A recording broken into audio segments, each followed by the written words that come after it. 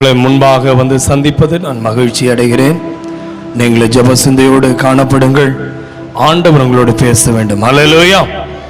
கர்த்தர் நாமத்துக்கு மகிமை உண்டாகட்டும். இந்த நாளிலே சிலுவையை பற்றியதான உபதேசத்தை குறித்து நாம் கேட்டுக்கொண்டு இருக்கிறோம். கடந்த நாட்களில் சிலுவை என்றால் என்ன என்பதை குறித்து நாம் கேட்டோம். இந்த நாளிலே சிலுவையிலிருந்து வந்த உபதேசம் என்ன? இருக்கீங்களா? கவனிக்கிறீங்களா? சிலுவையிலிருந்து பொழிந்த 7 வார்த்தைகள் நாம் கேட்டோம். கரெக்டுங்களா? அந்த 7 வார்த்தையும் அன்பின் வார்த்தை, ரட்சிப்பின் வார்த்தை. என்னங்க? அதுதான் மன்னிப்பு, ரட்சிப்பு. அப்ப அன்பு, மன்னிப்பு, ரட்சிப்பு இது எல்லாமே வெரி குட். ஆனா இந்த 7 வார்த்தையிலும் சிலுவையிலிருந்து வந்தது. கரெக்டுங்களா? ஆமென் இல்லையா? புரியுதா? புரியலீங்களா? இப்போ உலகத்தில் யாருக்காவது அவங்க ஒரு அடையாளத்தை வச்சிருக்காங்க, அந்த சிம்பிளுக்கு அடையாளம் தெரியாது. அவங்களுடைய அடையாளத்துக்கு என்ன வச்சிருக்காங்கன்னு பார்த்தீங்கன்னா அது கவர்மெண்ட்டுக்கு ஒரு அடையாளத்தை வச்சிருப்போம். ஆனால் பைபிள் நமக்கு ஒரு அடையாளத்தை படுத்தி இருக்கு. சிலுவை என்றால் என்னன்னு போன வாரம் நம்ம கேட்டோம். அந்த சிலுவையிலிருந்து வந்த வார்த்தைகள் மட்டுமல்லாம சிலுவை கொடுத்த உபதேசம் என்ன? இயேசு வந்தாரு. மத்தேயு 5 பார்த்தீங்கன்னா அது முழுசாவே சீஷர்களுக்கு என்ன செஞ்சாரு? துயரப்படுகிறவர்கள் பாக்கியவான்கள், அவர்கள் ஆறுதல் அடைவார்கள். இருதயத்தில் சுத்தமுள்ளவர்கள் பாக்கியவான்கள், அவர்கள் பரலோக தேவனை தரிசி. பாருங்க, அந்த உபதேசத்தை யாருமே பார்க்க மாட்டாங்க. பாருங்களேன், உபதேசம் என்பது ரொம்ப கடினம் என்று சொல்லி மக்கள் போக ஆரம்பிச்சிட்டாங்க. எனக்கு அன்பான கர்த்தருடைய பிள்ளையே, சிலுவை ரட்சிப்பை கொடுத்தது. சிலுவையிலிருந்து வந்த உபதேசம் ஒருவனை மீட்பை கொடுத்தது. கர்த்தர் நல்லவர். உண்மையாகவே இது ரொம்ப அடிப்படையான சத்தியம். ரொம்ப ஜாக்கிரதையா கேளுங்க. இந்த சத்தியம் தெரியலனா எப்படி? ஒரு கட்டிடத்துக்கு ஒரு ஃபவுண்டேஷன் ரொம்ப முக்கியம், ஒரு வண்டிக்கு ஒரு இன்ஜின் முக்கியம், ஒரு மனுஷனுக்கு ஹார்ட் முக்கியம். இருக்கீங்களா? உங்ககிட்ட தான் பேசிட்டு இருக்கேன். சரிதானா இல்லையா? சரிதானா? அப்போ ஒரு மனுஷனுக்கு எவ்வளவு ஹார்ட் முக்கியமோ அதே போல இந்த பைபிளுடைய ஹார்ட், அதாவது ஹார்ட் டிஸ்க்பாங்க. ஹார்ட் டிஸ்க் கம்ப்யூட்டர்ல ஹார்ட் டிஸ்க். எப்படி இன்னைக்கு நான் சொல்றேன், உங்களை குறித்ததான ஒரு மனிதன். இப்ப நீங்க யாருன்னு உங்களுக்கு தான் தெரியும். எனக்கு தெரியுமா? பேசுமா? ஆனா பைபிள் உங்களை குறித்தும் சொல்லும், என்னை குறித்தும் சொல்லும். இதுதான் உபதேசம். நல்லா கவனிங்க. அப்ப உபதேசம் ஒருவனை என்ன செய்யுமா? மனம் திரும்ப செய்யும். உபதேசம், சுவிசேஷம் என்றால் என்ன அப்படின்னு இன்னொரு நாளைக்கு பேசுறேன். இப்ப சிலுவையை பற்றிய உபதேசம், அந்த வசனத்தை திருப்பி வாசிக்கலாமா? வாசிக்க பார்க்கலாம். என்ன போட்டிருக்கு? 1 கொரிந்தியர் 1:18. சிலுவையை பற்றிய உபதேசம் கெட்டு போகிறவர்களுக்கு என்னவா இருக்குதா? பைத்தியமா இருக்கு. ரட்சிக்கப்படுகிற நமக்கோ அது தேவ பலன். நல்லா கவனிங்க. இது சுவிசேஷத்தின் மூலமாய் இந்த சிலுவையானது என்ன செய்கிறதாம்? ஒரு மனுஷனுக்கு, இன்னைக்கு நிறைய பேர் கெட்டு போறவங்க தான் பைத்தியமா நினைக்கிறாங்க. ஸ்தோத்திரம். இன்னைக்கு இயேசுவை பத்தி இன்னைக்கு மக்களுக்கு தெரியாததுனால தான், இயேசுவை பத்தி தெரியாததுனால தான் மக்கள் என்ன செய்யறாங்க? உபத்திரவப்படுத்துறாங்க. கிறிஸ்தவங்களை என்ன செய்யறாங்க? இவன் வெள்ளக்கார மதம்னு சொல்ற காரணம் என்ன? உங்களுக்கு இயேசுவை பத்தி தெரியாது. இயேசுனுடைய உபதேசம் என்னன்னு மக்களுக்கு தெரியல. அதனாலதான் கிறிஸ்துவ வெறுக்கிறாங்க. கிறிஸ்துவனுடைய வார்த்தை பைபிளை நீங்க எரிக்கிறாங்க. பிரதர் கவனிக்கிறீங்களா? கள்ள தூக்கி அடிக்கிறாங்க. ஊழிய செய்ய விட மாட்டேங்கிறாங்க. பப்ளிக்ல போய் இயேசு பத்தி சொல்ல விட மாட்டேங்கிறாங்க. ஒரு ஒண்ணுக்காக சோப்பு, ஒரு நேத்து வாங்கி இன்னைக்கு கரைஞ்சு போற சோப்பை பிரச்சாரம் பண்ண விடுவாங்க. ஒரு கண் பரிசோதனை இலவசம்னா விட்டுருவாங்க. அந்த கிராமத்துல ஹார்ட் பரிசோதனை இலவசம்னா விட்டுருவாங்க. எலும்பு பரிசோதனை இலவசம்னா விட்டுருவாங்க. புரியுதா உங்களுக்கு? ஆனா இலவசமாய் பெற்றீர்கள், இலவசமாய் இந்த சுவிசேஷத்தை சொல்லுன்னா எங்கேயுமே விட மாட்டேங்கிறாங்க. எங்க பார்த்தா இந்த பைபிளை தூக்கிட்டு போறவன அடிக்கிறாங்க. ஏன்னா அவங்களுக்கு கிறிஸ்துவ பற்றி தெரியல. ஆனா பிசாசுக்கு நல்லா தெரியும். கவனிக்கிறீங்களா? பிசாசுக்கு இது நல்லா தெரியும். அதனாலதான் நீங்க ஜெபிக்க விட மாட்டான், பைபிள் வாசிக்க விட மாட்டான், பிரசங்கத்தை பண்ண விட மாட்டான், பிரசங்கத்தை கேட்க விட மாட்டான், பிரசங்கிக்கிறவங்கள விட மாட்டான், பிரசங்கம் பண்றவங்கள விட மாட்டான், அந்த பிரசங்கத்தை நடத்துற சபையை விட மாட்டான், ஆலயத்தை விட மாட்டான், பாட விட மாட்டான். எங்க பார்த்தீங்கன்னா இனம் மாறி இருக்கும், பாஷை மாறி இருக்கும், ஜாதி மாறி இருக்கும், மக்கள் மாறி இருப்பாங்க. பைபிள் என்னைக்கு இயேசுநாதர் பூமியில வந்தாரோ அவர் பிறந்துட்டாருன்னு கேள்விப்பட்டோன்னா ஏரோதுல ஆரம்பிச்ச சண்டை, ஏரோதுல ஆரம்பிச்சது இயேசுவை காப்பாத்துறதுக்கு நாசரேத் ஊருக்கு தூதனால் வெளிப்படுத்தப்பட்டு இந்த குழந்தை இயேசுவை, கை குழந்தை இயேசுவை அவர் தூக்கிட்டு போய் ஒளிச்சு வைக்கக்கூடிய அளவுக்கு ஆமென். அந்த தாய் தகப்பனால் அந்த இயேசுவை பத்திரப்படுத்த முடியல. அந்த ஏரோது சாகர வரைக்கும் அவங்கனால அந்த ஊருக்கே வர முடியல, பெத்லகேமுக்கு. இன்னைக்கும் பைபிளை நீங்க வெளிப்படையா உங்களால கொண்டு போக முடியல. இன்னைக்கு இந்த பைபிளை பத்தி வெளியே பிரசாரம் பண்ண முடியல. இந்த பைபிளை நீங்க ஸ்கூல்ல சொல்ல கொடுக்க முடியாது, கல்லூரியில கொடுக்க முடியாது. இந்த பைபிளை பத்தி நீங்க பப்ளிக்ல சொல்ல முடியாது. வை? என்ன காரணம் என்றால் இந்த பைபிள்ல என்னையா ஒரு பேப்பர் தானே, சினிமா படங்களுக்கு வெளியிடுவதற்கு அனுமதி கொடுக்கப்படுகிறது. அந்த பைபிளை நாம இன்றைக்கு மருத்துவமனையில வியாதிஸ்தர்களுக்கு கொடுக்க அனுமதி இல்லை. கொலை செய்த கைதிக்கு இந்த பைபிள் கொடுக்க அனுமதி இல்லை. போதை வஸ்துக்கு அனுமதி இன்னைக்கு கொடுக்கப்பட்டிருக்கு, அரசாங்கம் அங்கீகாரம் கொடுக்கப்பட்டிருக்கிறது. விபச்சார விடுதிகளுக்கு ரெட் லைட்டுக்கு இன்னைக்கு லைசன்ஸ் கொடுக்கப்பட்டிருக்கு. இந்த விபச்சார விடுதிகளுக்கு அவங்க ஆமென் அவர்கள் லைசன்ஸ் வாங்கி வச்சிருக்காங்க. ஆனா இயேசுவை பத்தி இன்னைக்கு பப்ளிக்ல நீங்க கொண்டு போய் இந்த இயேசு நல்லவர்னு கொடுத்தா உங்களை கைது பண்றாங்க, உங்களுக்கு விரோதமா எழும்புறாங்க. இன்னைக்கு பிசாசானவருக்கு நல்லா தெரியும் பாவம் செய்வதற்கு அனுமதி இருக்கு. கேன்சர் வரும்னு புகையில போட்டிருக்குது, அதை அனுமதிக்கிறான். குட்கா தின்னா சாவேன்னு அனுமதி அது இருக்கு, மேலேயே போட்டுக்குது, அனுமதிக்கிறான் பிசாசு. ஆனா அந்த பைபிள் வசனத்துக்கு மட்டும் ஒரு துண்டு பிரதி நீங்க கொடுத்துட்டீங்கன்னா உங்களுக்கு விரோதமா எழும்பிடுறான். உங்ககிட்ட தான் பேசிட்டு இருக்கேன்னா பலமுறை யோசிச்சிருப்பீங்க ஏன் ஏன் ஏன்னு. இது காரணம் என்னவென்றால் கெட்டு போறவனுக்கு இது பைத்தியமா இருக்குது. ஆனா யார் இதை நம்பி இந்த வசனத்தை ஏத்துக்கிறாங்களோ அவன் வீடை பலப்படுத்தும். அப்படியே ஆமென் சொல்லிட்டே வாங்க. ஆமென், ஸ்தோத்திரம் ஸ்தோத்திரம் ஸ்தோத்திரம் ஸ்தோத்திரம் ஸ்தோத்திரம். இந்த பைபிள் வசனம் அப்படியே ஆமென் சொல்லிட்டே வாங்க. இதை விசுவாசிக்கிறவனை பலப்படுத்தும், இந்த நம்புறவனை காப்பாத்தும், இந்த நம்பி தொழில் பண்றவனை காப்பாத்தும். இந்த பைபிள் நம்பி கல்யாணம் பண்றானே பாத்தீங்களா, எந்த கல்யாணத்திலையும் எந்த பிரமாணம் கொடுக்கப்படாது. எந்த திருமணத்தில் போய் பாருங்க, கிறிஸ்தவ பைபிள் மட்டும்தான், கிறிஸ்தவர்களுடைய கல்யாணத்தில் மட்டும்தான் பைபிள் பெண்ணுக்கு ஆண் கொடுப்பான், ஆணுக்கு பெண் கொடுப்பான். எந்த கிரந்தமும் எந்த சரித்திரத்தில் எந்த மதத்துக்கு எந்த ரிலீஜியஸ்க்கு போனீங்கனாலும் பைபிள் ஒண்ணு மட்டும்தான் மனுஷன் புருஷன் மனைவியாய் மாறும்போது அது கொடுக்கப்படுகிறது. எல்லாமே யாருக்கு இது கிஃப்டா கொடுக்கிறது இல்ல. இந்த பைபிள் ஒண்ணுதான் ஒரு மனுஷனுக்கு கிஃப்ட் கொடுக்கிறாங்க. வேற எந்த ரிலீஜியஸ்லயும் எந்த கிஃப்ட் கொடுப்பாங்க, ஆனா பைபிள் கொடுக்க மாட்டாங்க. அவங்களுடைய கிரந்தத்தை அவங்களுடைய வேதத்தை கொடுக்கவே மாட்டாங்க. இன்னைக்கு நான் சொல்றேன், இந்த பைபிளுக்கு அவ்வளவு வல்லமை இருக்குது. இந்த இயேசுநாதருக்கு வந்த வல்லமை இருக்குது. ஆமென் சொல்லுங்க. ஆமென், ஹalleluya.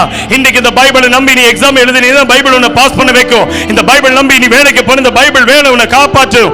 இந்த பைபிளை நம்பி நீ வேலையை ஆரம்பிச்சினா அந்த வேலை முடிவு மட்டும் இந்த பைபிள் உனக்கு உதவி செய்யும். இந்த பைபிளை நம்பி உன் பிள்ளையை படிக்க வச்சிருந்தா பிள்ளை பாஸ் பண்ணும். இந்த பைபிள் நம்பி நீ தொழிலை ஆரம்பிச்சினா அந்த முதல் நாள் இந்த தொழிலை முடிக்கும் வரைக்கும் இது உன்னை ஆசீர்வதிக்கும். அப்படின்னா இந்த தேவ வார்த்தைக்கு அவ்வளவு வல்லமை இருக்குது. இந்த பைபிள் உன்னை ஆசீர்வதிக்குது, இந்த பைபிள் ஆசீர்வதிக்குது. அதனால தான் பிசாசுக்கு இதன் மேல அவ்வளவு கோபம். இத விரோதிக்கிறவன் யாருங்க? பைத்தியம். அவன் கெடுறதுக்கு ரெடியா இருக்கான். நீங்க எதுக்கு கவலைப்படுறீங்க? என் ஜாதியை சொல்லிட்டான், என் மதத்தை சொல்லிட்டான், என் குலத்தை சொல்லிட்டான், என்னை அவன் சொல்லிட்டான், நீ எதை பத்தி கவலைப்படுறீங்க? இத ஒருத்தவன சொல்லிட்டான்னா அவன் கெடுறான்னு அர்த்தம். இங்கதான் இருக்கியப்பா, நீ எதுக்கு உன்னை அற்பமா நினைக்கிற? இந்த தூக்கிட்டு வரைக்கும் அற்பமா நினைக்காத. இந்த வீட்டுக்கு பலப்படுத்தும், உன் சரீரத்தை பலப்படுத்தும், உன் ஆத்மாவை பலப்படுத்தும், உன் ஆவியை பலப்படுத்தும், உன் சரீரத்தில் ஆமீன் அணுக்களை கொடுக்கும், உன் ரத்தத்துக்குள்ள ஆமீன் ஜீவனை கொடுக்கும். இந்த பைபிள் வசனம் உன் ஆவியை ஆமீன் செத்து போன உன் கர்ப்பத்தை ஆமீன் செத்து போன உன் குடும்பத்தை செத்து போன ஆவிக்குரிய வாழ்க்கையை எழுப்பக்கூடியது ஒரே ஒன்று கொண்டு தேவ வார்த்தை. அல்லேலூயா. இந்த காலை வேளையில் ஆவியான உங்களோடு பேசட்டும். நான் வாசித்த வசனத்திலே உபதேசம் அப்படின்னா எப்படி அந்த ஃபவுண்டேஷன், ஏற்கனவே சொன்னது அந்த ஃபவுண்டேஷன். அப்போ ஃபண்டமெண்டல் டீச்சிங். பைபிள் இன்னைக்கு சுவிசேஷத்தை அறிவிக்க பிசாசு விட்டுருவான் பாருங்க. நீங்க பாருங்க, இயேசுவை பத்தி அற்புத சுகமளிக்கும் கூட்டம் என்று வைத்த உடனே மக்கள் ஓடி போவாங்க. இயேசுநாதர் 5 அப்பம் கொடுக்க 5000 பேர் சாப்பாடு போட்ட இடத்துல கூட்டம் வந்தது. ஆனா இயேசுநாதருடைய பந்தியில வெறும் 12 பேர் தான் உட்கார்ந்துருந்தாங்க. இயேசுநாதருடைய ஜெபிப்பதற்கு கெத்செமனில 3 பேர் தான் உட்கார்ந்துருந்தாங்க. ஆனா இயேசுநாதருடைய சாப்பாடு சாப்பிடுறதுக்கு, இயேசுநாதருடைய அற்புதத்தை வாங்குறதுக்கு குஷ்டரோகிகள் கடந்து சென்றார்கள், குருடர்கள் கடந்து சென்றார்கள், வியாதிக்காரங்கள் கொண்டு போனாங்க. வைத்தியத்தினால முடியாததை இயேசுவனால முடியும் சொல்லி கூட்டிட்டு போனாங்க. இன்னைக்கு நான் சொல்றேன், ஆமென், அப்பாவுடைய அப்பத்தை புசிக்கிற 12 பேர் உட்கார்ந்துருந்தாங்க, ஜெபிக்கிறதுக்கு 3 பேர் உட்கார்ந்துருந்தாங்க, ஆண்டவருடைய உபதேசத்தை கேட்கறதுக்கு 12 பேர் தான் இருந்தாங்க. அந்த 12ல 1 போயிருச்சு. இன்னைக்கு நான் உன்னை சொல்லட்டுமா, என் அன்புக்குரிய கர்த்தருடைய பிள்ளையை, அற்புத அளிக்கும் கூட்டம், சுகமளிக்கும் கூட்டத்தில் திரளான மக்கள் சுவிசேஷ கூட்டத்துக்கு வருவாங்க. காஸ்பல் மீட்டிங் நிறைய பேர் வருவாங்க. ஆனா வேத பாட கூட்டத்துக்கு வர்றது யார்? இந்த வேதத்தை நேசிக்கிறாங்க, அவங்க தான் வேதத்தை நேசிக்கிறவங்க தான் பைபிளுக்காக வருவாங்க. ஒரு அமீன் சொல்லுங்களேன். அம்மா, அந்த வேதத்தை வாசி, வேதத்தை வாசிக்கவே. இந்த வேதம் தான் மனுஷன் வாழ்க்கை. நீ படிக்க வைக்கிற பாடங்கள் இந்த பூமிக்குரிய நாலேஜை கொடுக்கும். இந்த படிப்பு அவனுக்கு பணத்தை சம்பாதிக்கும். இந்த பைபிள் பரலோகத்தை கொடுக்கும். ஒரு ஆமென் சொல்லுங்களேன். ஆமென். படிப்பு அவனுக்கு இம்ப்ரூவ்மெண்ட் பண்றது, நாலேஜ் இம்ப்ரூவ்மெண்ட் பண்ணும். இது தேவ ஞானம். கர்த்தருக்கு பயப்படுதல் தேவ ஞானத்தின் ஆரம்பம் என்று பைபிள் சொல்லுகிறது. ஹல்லேலூயா. அப்போ இது என்ன சொல்லுகிறது என்று பார்க்கும் பொழுது, கெட்டு போகிறவனுக்கு இது 1 கொரிந்தியர் 11:18 கெட்டு போகிறவர்களுக்கு பைத்தியமாய் இருக்கிறது, ரட்சிக்கப்படுகிற நமக்கோ எப்படி இருக்கிறதா? தேவ பலன். அப்ப ரட்சிக்கப்பட்டவனுக்கு இந்த பைபிள், ஆமென், இந்த சிலுவையின் உபதேசம் என்ன கொடுக்கிறதா? அது தேவ பலன் என்று கொடுக்கிறது. இன்னைக்கு நான் சொல்றேன், எல்லாருக்கும் சிலுவையினுடைய உபதேசம், சிலுவையினுடைய வார்த்தைகள் தெரியும். ஆமென். கிறிஸ்தவன்கிட்ட போனா அவன் மன்னிப்பான். ஹலோ, கவனிக்கிறீங்களா? கிறிஸ்தவன்கிட்ட போனா அவன் என்ன செய்வான்? நேசிப்பான். கிறிஸ்தவர்கள் பாவம் செய்ய மாட்டாங்க. பாவ மன்னிப்பு கிடைக்கிற இடமே இன்னைக்கு நிறைய பேர் என்ன சொல்லுவாங்க? சர்ச்சுக்கு போ, உனக்கு பாவ மன்னிப்பு கிடைக்கணும், ஆனா ரட்சிப்பு கிடைக்கணும் யாருக்குமே தெரியாது. அந்த ரட்சிப்பை சொல்றது நீங்களும் நானும் தான் சொல்லணும். அதுக்கு தான் ஆண்டவர் சொன்னாரு, 120 பேர் காத்திருந்தாங்க. எதுக்கு? அந்த பரிசுத்தாவினுடைய மகிமைக்காக. இயேசு கிறிஸ்து உயிர் தெழுந்ததுக்கு அப்புறம் 40 நாள் அவர் தம்முடைய சீஷர்களுக்கு அவர் தன்னை வெளிப்படுத்தினார். ஹல்லேலூயா, ஹல்லேலூயா. அவரை நம்பி இருந்தவர்கள் ஒரு சின்ன கூட்டம் தான் அவரை பார்ப்பதற்கு ஆசையா இருந்தாங்க. உயிர் தெழுவதற்கு முன்பாக அற்புதத்தை பார்க்க ஒரு கூட்டம் இருந்தது. ஆனா இயேசுவுடைய பரமேறுதல் பார்ப்பதற்கு ஒரு சின்ன கூட்டம் தான் காத்திருந்தார்கள். ஆமென், ஹல்லேலூயா, ஆமென். நான் சொல்லட்டுமா, அவர் 40 நாள் தான் இருந்தார். அவர் ஊழியம் செய்து 3 வருஷம். ஆனா உயிர் தெழுந்த பிறகு 40 நாள் இருந்தார். 40 days. அந்த 40 daysல இன்னைக்கு எத்தனை பேர் அந்த உயிர் தெழுந்த வல்லமை பெற்றுக் கொள்வதற்கு காத்திருக்கிறாங்க? இந்த மாதம் பெந்தெகோஸ்தே நாளின் மாதம் எத்தனை பேர் செலிப்ரேட் பண்றாங்க? ஹல்லேலூயா. இயேசு கிறிஸ்து உயிர் தெழுந்ததுக்கு அப்புறம் யாரும் செலிப்ரேஷனே கிடையாது. செலிப்ரேஷன் டைரக்ட் அடுத்தது பிறப்பை தான் செலிப்ரேட் பண்ணுவாங்க. ஆனா இன்னைக்கு நீங்களும் நானும் பெந்தெகோஸ்தே ஆவி 50வது நாள்ல, ஆமென், கர்த்தருடைய ஆவி இறங்கி வந்தது. இயேசு கிறிஸ்து 40 நாளுக்கு பிறகு எடுத்துக்கொள்ளப்பட்ட பிறகு 10 நாட்கள், ஆமென், மேல் வீட்டு அறையில காத்திருந்தார். ஒரு அல்லேலூயா சொல்லுங்களேன். மேல் வீட்டு அறையில காத்திருந்த போது அந்த இடத்துல கர்த்தருடைய ஆவி இறங்கி வந்தது. இன்றைக்கு எத்தனை பேர் மேல் வீட்டு அறையினுடைய அனுபவம் உங்களுக்குள் காணப்படுகிறது? இயேசு வந்தது உண்மைதான். ஆனா எதுக்கு வந்தாரு? இன்னைக்கு அந்த இயேசு உங்களோட கிரியை செய்யணும்னா அந்த பெந்தெகோஸ்தே நாளில் இறங்கி வந்த அதே பரிசுத்த ஆவியினுடைய மகிமை உங்கள் மேல் இறங்கி வர வேண்டும். அல்லேலூயா. அதனாலதான் கொலோசியருக்கு எழுதின நிருபம் 1ஆம் அதிகாரம் 14 வசனத்துல பாருங்க, குமாரனாகிய அவருக்குள் அவருடைய இரத்தத்தினாலே பாவ மன்னிப்பாகிய மீட்பு நமக்கு உண்டாயிருக்கிறது. நன்றாக கவனிங்க. அப்ப இயேசு கிறிஸ்துவினுடைய இரத்தம் நம்முடைய பாவங்கள் மன்னிக்கப்படுவதற்கு, மீட்பை கொடுப்பதற்கு, ஆமென், சிந்தப்பட்டது. அல்லேலூயா. மத்தேயு 1:20, ஆமென், எபேசியருக்கு எழுதின நிருபம், ஆமென், ஸ்தோத்திரம், எபேசியருக்கு எழுதின நிருபம் 1ஆம் அதிகாரம் 7ஆம் வசனத்திலே வேதம் இப்படியாய் நமக்கு சொல்லுகிறது. எபேசியருக்கு எழுதின நிருபம் 1ஆம் அதிகாரம் 7ஆம் வசனம் வாசிமா. அவருடைய கிருபையின் ஐஸ்வரியத்தின்படியே, அவருடைய கிருபையின் ஐஸ்வரியத்தின்படியே இவருடைய இரத்தத்தினாலே பாவ மன்னிப்பாகிய மீட்பு இவருக்குள் நமக்கு உண்டாயிருக்கிறது. பாருங்க, இயேசு கிறிஸ்துவின் இரத்தத்தினாலே பாவ மன்னிப்பு, மீட்பு. அப்போ ஒரு மனுஷனுடைய பாவத்தில், அப்போ நீங்க என்ன செய்றீங்க? பாவம் எதெல்லாம் தேவனுக்கு வார்த்தைக்கு விரோதமா இருக்கிறது எல்லாமே பாவம். பிரதர்ஸ், கவனிக்கிறீங்களா? தேவனுடைய வசனத்துக்கு விரோதமாய் செய்வது எல்லாமே பாவம். அதிலிருந்து மீட்பை கொடுப்பதற்கு ஒரே ஒரு நாமம், இயேசுங்கிற நாமம். ஒரே ஒரு ரத்தம், இயேசுவின் ரத்தம் மட்டும்தான். உலகத்தில் நிறைய பேர் பலவிதமான ரத்தங்களை சிந்துகிறார்கள்.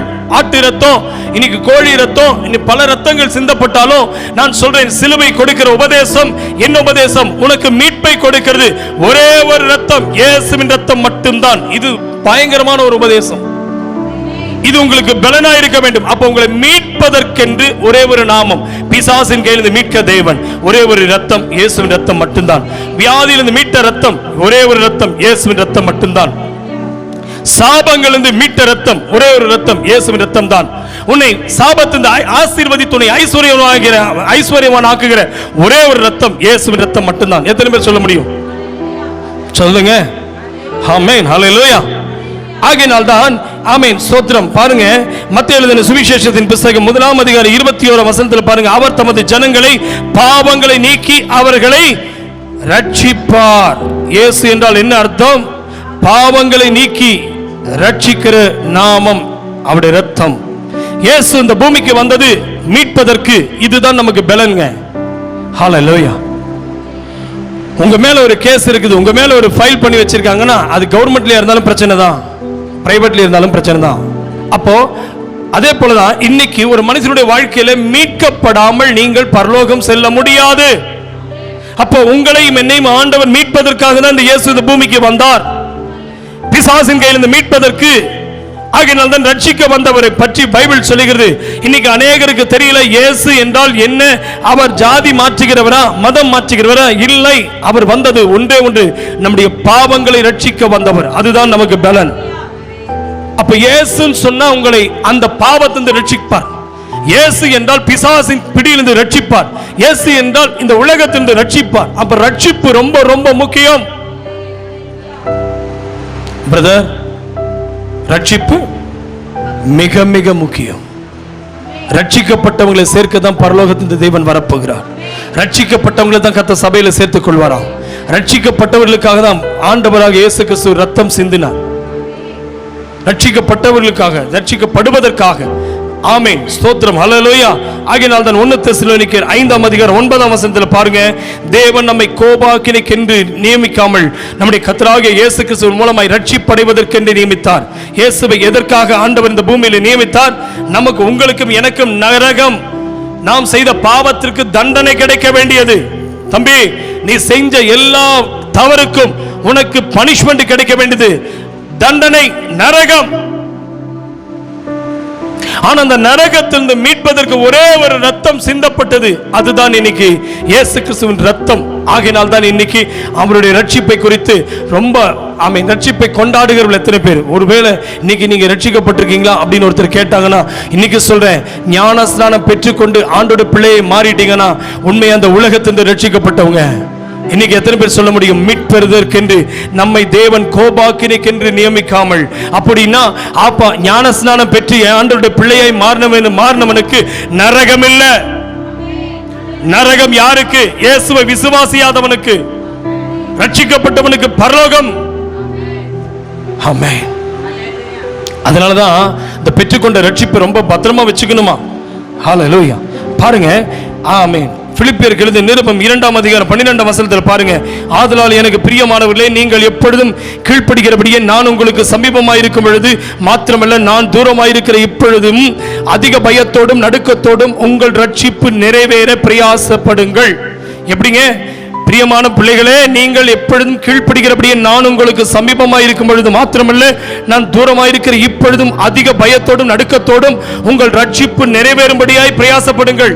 இன்னைக்கு ரட்சிப்பு நிறைவேற வேண்டும் என்றால் பிரதர், ஊழியக்காரன் கூட இருக்கிறாரோ இல்லையோ, ஊழியக்காரன் பார்க்கிறாரோ இல்லையோ, பவுல் தான் பிலிப்பு சபைக்கு சொல்றாரு. என்ன சொல்றாரு? ஏமா, நீ ஆண்டவருக்கு விட்டு தூரமா போயிடாத. ஊழியக்காரர் உங்களை பார்க்கிறாங்களோ பார்க்கலையோ, கர்த்தர் உங்களை பார்த்து கொண்டிருக்கிறார். ஆகையினால் தான் பைபிள் சொல்லுகிறது, அதிக பயத்தோடும் நடுக்கத்தோடும் உங்கள் ரட்சிப்பு நிறைவேற என்ன செய்யுங்க? பிரயாசப்படுங்கள். நாம் பிரயாசம் எதுக்கு படுகிறோம்? ஹல்லேலூயா. இன்னைக்கு உங்க வாழ்க்கை எப்படிப்பட்டதா இருக்கிறது? ரட்சிப்பு நிறைவேறுவதற்கு பிரயாசப்படுகிறீர்களா? முதலாவது நாம் பார்த்தோம், கொலோசியர் நிருபத்தில் 1:14 பார்த்தோம், இயேசு கிறிஸ்துவின் இரத்தத்தினால் பாவ மன்னிப்பு, மீட்பு. இரண்டாவது மத்தேயு 1:21 பார்த்தோம், அவர் தமது ஜனங்களின் பாவங்களை நீக்கி ரட்சிப்பதற்காக தான் இயேசு இந்த பூமிக்கு வந்தார். மூன்றாவது பார்க்கிறோம், இயேசு கிறிஸ்து மூலமாய் தான் ரட்சிப்பு அடைவதற்கென்று நியமித்தார். வேற எந்த நாமமும் இல்லை, இயேசு கிறிஸ்து மூலமாய் தான். நான்காவது, ரட்சிப்பு நிறைவேற என்ன செய்யுங்க? பிரயாசப்படுங்கள். இன்னைக்கு நிறைய பேர் ரட்சிப்பை தொடங்குகிறார்கள். சிஸ்டர்ஸ்,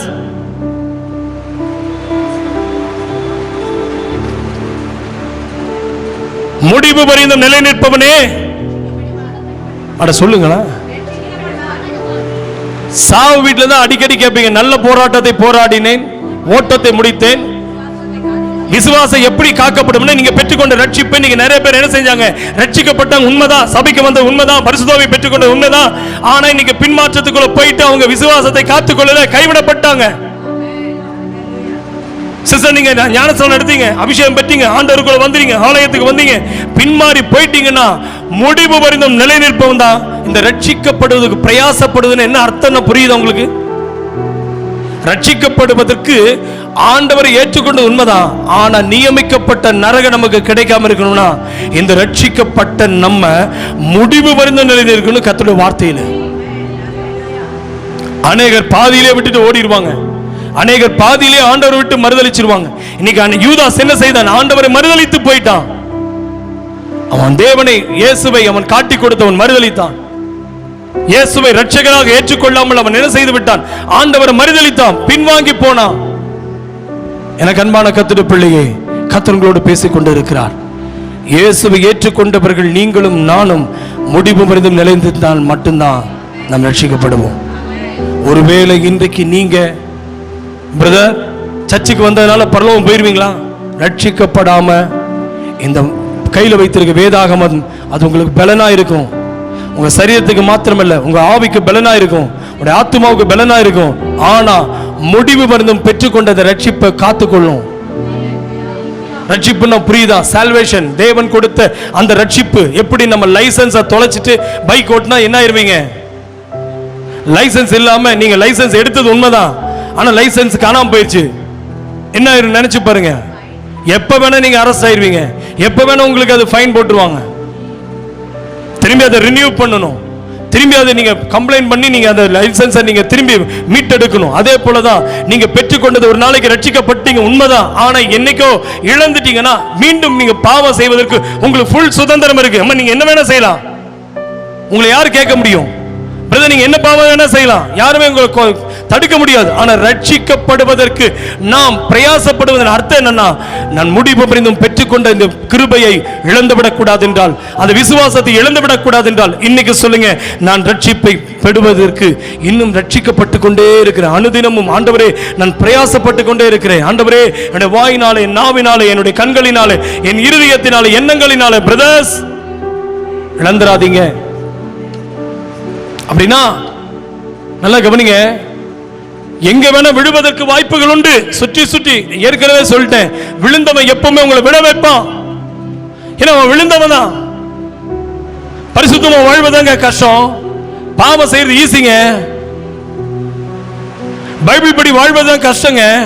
அதுக்காக தான் பரிசுத்த ஆவியானவர் ஆண்டவர் தராரு. அதுக்கு அந்த வேத வார்த்தையை நம்ம அங்கீகரிக்கணும் வாயினால, அது நமக்கு பலனா இருக்கும். நம்புறீங்களா? அடுத்ததாக சிலுவை பற்றியதான உபதேசம் ரெண்டு விதமான பலனை தருகிறது. எப்படி பலனை தருகிறது? உள்ளான மனிதனை பலப்படுத்துகிறது. இரண்டாவது, நமக்கு வரும் பிரச்சனையிலிருந்து வெற்றியை தருகிறது. சிலுவையை பற்றியதான உபதேசம் எப்படிங்க? உள்ளான மனிதனை பலப்படுத்துகிறது. உள்ளான மனுஷன் என்ன செய்தான்? உள்ளான மனுஷனை பலப்படுத்துறது என்ன அர்த்தம் தெரியுதுங்களா? உள்ளுக்குள்ள ஸ்ட்ரென்த்தே இருக்காது. வெளியே பார்த்தீங்கன்னா ரொம்ப பஃப்னு இருப்போம், ஆனா உள்ளுக்குள்ள பயந்துட்டே இருப்போம். ஒரு மனுஷனுக்குள்ள ஏன் மரண பயம் வருதுன்னா, அவன் உள்ளுக்குள்ள அவன் ரட்சிக்கப்பட்ட அந்த அனுபவம் அவனுக்குள்ள இல்லாம இருப்பதனால தான் பயந்துட்டே இருக்கிறான். மரண பயம் அது பிசாசினால் வருது. பிசாசினால் வருகிற பயம், ஆமென் ஆமென், வியாதியை கண்டு பயம், உலகத்தை கண்டு பயம், வேலையை கண்டு பயம், படிப்பை கண்டு பயம். ஏன்? ரட்சிக்கப்பட்டு இழந்து போன ரட்சிப்பை இழந்தவர்களுக்கு தாங்க உலகத்தை குறித்து பயமே வரும். சிலுவையை பற்றி உபதேசம் ரெண்டு காரியத்தை பண்ணுது. ஒன்னு, உள்ளான மனிதனை பலப்படுத்துகிறது. அப்படின்னா உள்ளான மனிதன் நாளுக்கு நாள் அவன் பலனடைந்து கொண்டே இருக்கிறான். ஏன்னா உங்க உள்ளுக்குள்ள யார் இருக்கிறா சொல்லுங்க. உங்க உள்ள யார் இருக்கா? இருக்காரா? இல்ல வெளியே போயிட்டு வந்துடுறாரா? நம்ம இயேசுநாதர் வெளியே அனுப்பிவிட்டு திரும்பி உள்ள வந்து ஆண்டவரே நைட்டு காப்பாத்துறீங்க, இன்னைக்கு காப்பாத்துங்க, நேற்று செஞ்ச பாவத்தை, முன் செய்த பாவங்க. இப்ப நம்ம என்ன செய்யறது? எப்படி ஜபமே இது பைக். நம்ம கிறிஸ்தவங்க கெட்டதே இந்த ஜபத்துல தான். பைபிள் இல்லாத ஜபம். ஆண்டவரே செய்த பாவம், ஆண்டவரே தெரியாம செஞ்ச பாவம். அது எப்படி தெரியாம செய்வேன்? பாவங்கிறது தெரிஞ்சுதானே செய்யறேன். கிறிஸ்தவன் கெட்டதே இங்கதான், ஜபத்துல. அறியாம புரியாம தெரியாம. எப்படி? எனக்குள்ள அந்த உள்ளான மனிதன் என்பவன், எனக்குள்ள இருக்கிற ஹியூமன் நேச்சர் ஒன்று இருக்கு பாருங்க. அவன் நாளுக்கு நாள் தேவ வார்த்தையில பலனடைகிறானா இல்ல பாவத்திலும் பலனடைந்து கொண்டிருக்கிறானா? இன்னைக்கு ஒரு பொண்ணை பார்த்தா இன்னைக்கு உங்களால கண்ட்ரோல் பண்ண முடியல, உங்களுடைய எண்ணங்களை கண்ட்ரோல் பண்ண முடியலன்னா உள்ளான மனிதன் பலவீனன். இன்னைக்கு ஒரு பையனை பார்த்தா உன்னுடைய எண்ணங்கள் மாறுதா, சிந்தனையில மாறுதியா, நீ வசனத்துல இல்லைன்னு அர்த்தம். அது நானா இருந்தாலும் நீ நானா இருந்தாலும். உன் பைபிள் சொல்லுது, உன் கண் கெட்டதா இருந்தால் உன் சரீரம் கெட்டதா என்று சொல்லுகிறார். உன் கண் கெட்டதா இருந்தால் உன் சரீரம் இருள் என்று கர்த்தர் சொல்லுகிறார். இன்னைக்கு திரும்பி என் வாயை கண்ட்ரோல் பண்ண முடியலைங்கயா, ஜெபம் பண்ணுங்கயா. வாய் மேல ஒரு சுடுதண்ணி எடுத்து ஊத்தி விடும். உனக்கெல்லாம் ஞானஸ்நானம் சுடுதண்ணி தான் கொடுத்துருக்கணும். என் வாய் சரியில்லைங்கயா, ஜெபம் பண்ணுங்க. நீயே சரியில்லை, அப்புறம் இப்படி வாய் சரியில்லாம போ. ஐயா என்னால கண்ணை கண்ட்ரோலே பண்ண முடியல. அப்ப உனக்குள்ள இருக்க வேற ஆவிதான் உள்ள இருக்குது. பைபிள் சொல்லுகிறது, சிலுவை பற்றிய உபதேசம் எனக்கு அது பலனா இருக்குன்னா உள்ளான மனிதனை என்னை பலப்படுத்துறது. உள்ளான மனிதன் எனக்குள்ள செந்து ஆகும் போது வெளி மனிதன் அவன் செத்துட்டான். என்னைக்கு ஞானஸ்நானம் எடுத்தோமோ அன்னைக்கு அவன் உள்ளான மனிதன், வெளி மனிதன் செத்துட்டான், உள்ளான மனிதன் பிறந்துட்டான். ஐயோ ஆண்டவரே, இந்த ஜீவன்களுக்கு தான் பேசிட்டு இருக்கிறேன்னா, நீ என்னைக்கு திருமுழுக்கு எடுத்தியோ அன்னைக்கு உள்ளான மனுஷன் பிறந்துட்டான். உள்ளான மனிதன் பிறந்தவன் மட்டும் கையை உயர்த்து ஒரு அல்லேலூயா சொல்லுங்களேன். அப்புறம் எப்படி வெளியே வரான்? பொண்டாட்டிகிட்ட மட்டும் வருவான் வெளியே. நான் யார் தெரியுமாடி, நான் வேண்டான்னு இருக்கிறேன், என்ன வேண்டாம் மாத்திராத. அப்ப வெளி மனுஷன் இப்படி உள்ள போறான். உள்ள இருக்கிற மனுஷன் வெளியே சொல்லுவான், நான் யாருங்கிறது வெளியே தெரியாது, உனக்கு மட்டும்தான் தெரியும். ஆமா எனக்கு மட்டும்தான் தெரியும். ஜாக்கிரதையாரு சொல்றவன் அத்தனை பேத்துக்கும். ஆண்டோட விளையாடுறியா? நான் யாரும் தெரியுமா? உனக்கு தெரிய வேண்டாம், தெரிய வைப்பாரு வெளியே. ஓ ஜீசஸ் நேம். அநேக குடும்ப வாழ்க்கையில புருஷன் பொண்டாட்டிக்குள்ள வருகிற பிரச்சனைகள் வெளியே தெரியாமல் இருக்கிறது என்று நினைக்கிறாயா? உள்ளான மனிதன் நாளுக்கு நாள் பலனடையும், நாளுக்கு நாள் பலனடையும். பைபிள் அப்படிதான் சொல்லுது, பழையவைகள் ஒழிந்து போயின எல்லாம் புதிதாயின. எனக்கு உள்ளான மனிதன் நாளுக்கு நாள் புதிதாக்கப்படுகிறான். பழைய மனிதன் எல்லாம் இன்றைக்கு என்னைக்கு ஞானஸ்நானம் பெற்றனோ அன்னைக்கு இந்த மனுஷன் செத்தா, உள்ள இருக்க மனுஷன் பிறந்தான். அப்போ செத்த மனுஷனா வாழ்றியா? உள்ளுக்குள்ள இருக்க மனுஷன் பிறந்தவன் நடமாடுறானா? ஆண்டவரே, ஜீவனோடு தான் பேசிட்டு இருக்கிறேன். கேட்கிறவன் ஜீவனோடு இருக்குன்னு ஆண்டவரே. ஒரு மாதிரி இருக்குது, சேர்ல உட்கார முடியலன்னு நினைக்கிறேன். வெளியே நீ பலவீனமா இருக்கலாம், ஆனா உள்ள பலனாயிரு. வெளியே உபதேசம் உனக்கு பலவீனமா இருக்கிற மாதிரி இருக்கும், இல்ல உள்ளான மனுஷன் தான் பலப்படுத்தும். வெளி தோட்டத்துக்கு புடவையை மாத்திக்கலாம், வெளி தோட்டத்துக்கு முகபாவனை மாத்திக்கலாம், வெளி தோட்டத்துக்கு நீ பூவை எடுக்கலாம், பொட்டை எடுக்கலாம், எல்லாமே எடுக்கலாம். உள்ளுக்குள்ள இருக்கிறவன் செத்துட்டானா, வெளியே இருக்கிறவன் வாழ்ந்துட்டு இருப்பான், அழகுபடுத்திட்டே இருப்பான். என்ன பாரு, அழகா இருக்குன்னா இல்லையா, அழகா இருக்குன்னா இல்லையா, புருவத்தை பாரு எப்படி இருக்குது பாரு, என் முகத்தை பாரு, தலையை பாரு. அப்ப வெளி மனுஷன் இன்னும் சாகலேன்னு அர்த்தம். எனக்கு சேர்த்தி தான் நான் சொல்லிட்டு இருக்கிறேன். பேசுறத கேட்கறது ரெடியா இருக்கே இல்லையா? சிலுவை உபதேசம் எப்படி இருக்குது? உபதேசம் உள்ள வந்துருச்சுன்னா உள்ள இருக்கிறவன் வாழ்ந்தா போதும், அழகெல்லாம் மற்று போகும். அழகும் வீண், சௌந்தரியம் வஞ்சனை உள்ளது. ஆண்டவரே, என்னுடைய முகம் அடுத்தவனை ஆக்கர்ஷிக்குதா, அட்ராக்ட் பண்ணுதா? அப்ப உள்ள இருக்கிற மனுஷன் செத்துட்டான்னு அர்த்தம். வெளியே இருக்கிற மனுஷனை பார்த்து நீ அழகாவே இல்லை, மூஞ்சிய பாரு, நல்லா சொல்லு, இன்னொரு தடவை சொல்லு, என் முகம் வெளியே அழகு வேண்டாம், என் உள்ளான மனிதன் அழகுபடுத்த. உள்ளான மனிதன் நாளுக்கு நாள் புதிதாக்கப்படுகின்ற வேலை இது. உள்ளான மனிதன் நாளுக்கு நாள் சொல்ல வேலை இது, சோர்ந்து போகாதே. சொல்ல ஏன் பாடக்கூடிய கிருபை இருக்குல்ல, பாட சோர்ந்து போகாதே. சொல்லுமா, சோர்ந்து போகாதே. எப்படி? அது சீக்கிரத்தில் நீங்க விடும் உபத்திரவம், லேசான உபத்திரவம் உனக்கு நீ சொல்லு. உபத்திரவம் லேசா இல்ல, இன்னைக்கு பிரச்சனை தான் லேசா, பெரிய போராட்டமா இருக்குது. அது தலைக்கு என்ன ஏமா ஒரு மாதிரி உட்கார்ந்துருக்கேன், ஹெட் வெயிட்டா இருக்குது, டார்ச்சர் தாங்க முடியல, வச்சிருவார் அங்கேயே அவனுக்கு ஆப்பு, ஒரே டார்ச்சர் ஆகி இவனையெல்லாம் பார்க்கறதுக்கு டென்ஷனா இருக்குது, அப்படியே விழுந்திருக்கீல. இன்னைக்கு சொல்லு, என்னுடைய பலவீனம், எனக்குள்ள இருக்கிற பலன், இவன் ஒரு நாள் இவனுடைய பலவீனம், இவன் உலகத்தை கும்பிடுறான், உலகத்தை நம்புறான், அவனுக்கு என் பலவீனம் ஒரு நாளும் என்ன உள்ள அழுத்தம் கொடுக்க கூடாது. இன்னைக்கு சொல்லு, பிசாசு பார்த்து சொல்லு, இனி எங்கேயும் போய் தலையை கொடுக்க மாட்டேன். ஆமென் சொல்லு. அப்ப உள்ளுக்குள்ள இருக்க பலன் அடையணுமா? நீ வெளியே பிரச்சனையா உள்ள கொண்டாயிட்டு இருக்க, அதனால ஜெபிக்க மாட்டேங்கிற. ரெண்டு மனிதன் உள்ள இருக்கிறான், வெளியே இருக்கிறான். ஒன்னு உள்ள இருக்கிறவன் கரெக்டா இருந்தானா வெளியே இருக்கவன் பத்தி கவலையே வேண்டாம். வெளியே இருக்கிறதா சம்பாதிக்க மாட்டேங்கிறான், கவலை வரும். வெளியே இருக்கிற மனிதன் தான் மனைவி சொன்னா கோபம் வரும். வெளியே இருக்கிற மனுஷனுக்கு தான் சொரணை இருக்கும், பொண்டாட்டி புருஷன் சொல்லிட்டான்னு சொல்லிட்டு ஊன்னு அழுதுட்டு ஆண்டோட கோபம் படுத்துரு. சிஸ்டர், உங்களை தான் ஆண்டர் பேசிட்டு இருக்கிறாரு. இன்னைக்கு ஆண்டர் உங்களை பார்த்து பேசுறாரு. உன் சரீரம் பலவீனம் அடையலாம், ஆனா ஆவி மனிதன் சரீரம் ஒரு நாளும் உன் பலவீனம் அடையக்கூடாது. இன்னைக்கு நீ ஞானஸ்நானம் எடுக்கிறையோ அன்னைக்கு இந்த வெளி மனிதன் செத்ததாய் நீ நம்பு. அன்னைக்கு அடக்கம் பண்ணு. அடக்க ஆராதனை ஞானஸ்நானத்துல உனக்கு கிடைச்சிருச்சு. இந்த உள்ளான மனிதன் அன்னைக்கு இயேசுவுக்காய் பறந்துட்டானா, இந்த சிலுவை பற்றி உபதேசம் எனக்குள்ளது பலப்படுத்துகிறது. என்னை பலப்படுத்து கிறிஸ்து, என்னை பலப்படுத்து கிறிஸ்துவினாலே. சொல்லு, வாயை திறந்து கையை தட்டி ஆண்டவரை சொல்லு. இப்படியே உட்கார்ந்துட்டு இப்படியே போயிடாத, எல்லாவற்றையும் செய்ய சொல்லுமா. பலன் இல்லைன்னா அப்புறம் திரும்பி நீ போய் ஒவ்வொரு ஊழிய காட்ட ஜெபம் பண்ணிட்டே இரு. என்ன பண்ணலாம் நீ முடிவு பண்ணிக்க. இவர்கிட்ட போனாலும் அதே இயேசுநாதர் இருப்பாரு, அவர்கிட்ட போனா இயேசுநாதர் அப்படிதான் இருப்பாரு. எனக்குள்ள இருக்கிறாரா? இருக்கிறாருன்னா மேல வெளியே இருக்கிற பலவீனம் என்ன பலவீனப்படுத்த கூடாது. நான் கட்டுவேன், அவன் ஆடணும். நான் நிப்பேன், அவன் விழணும்.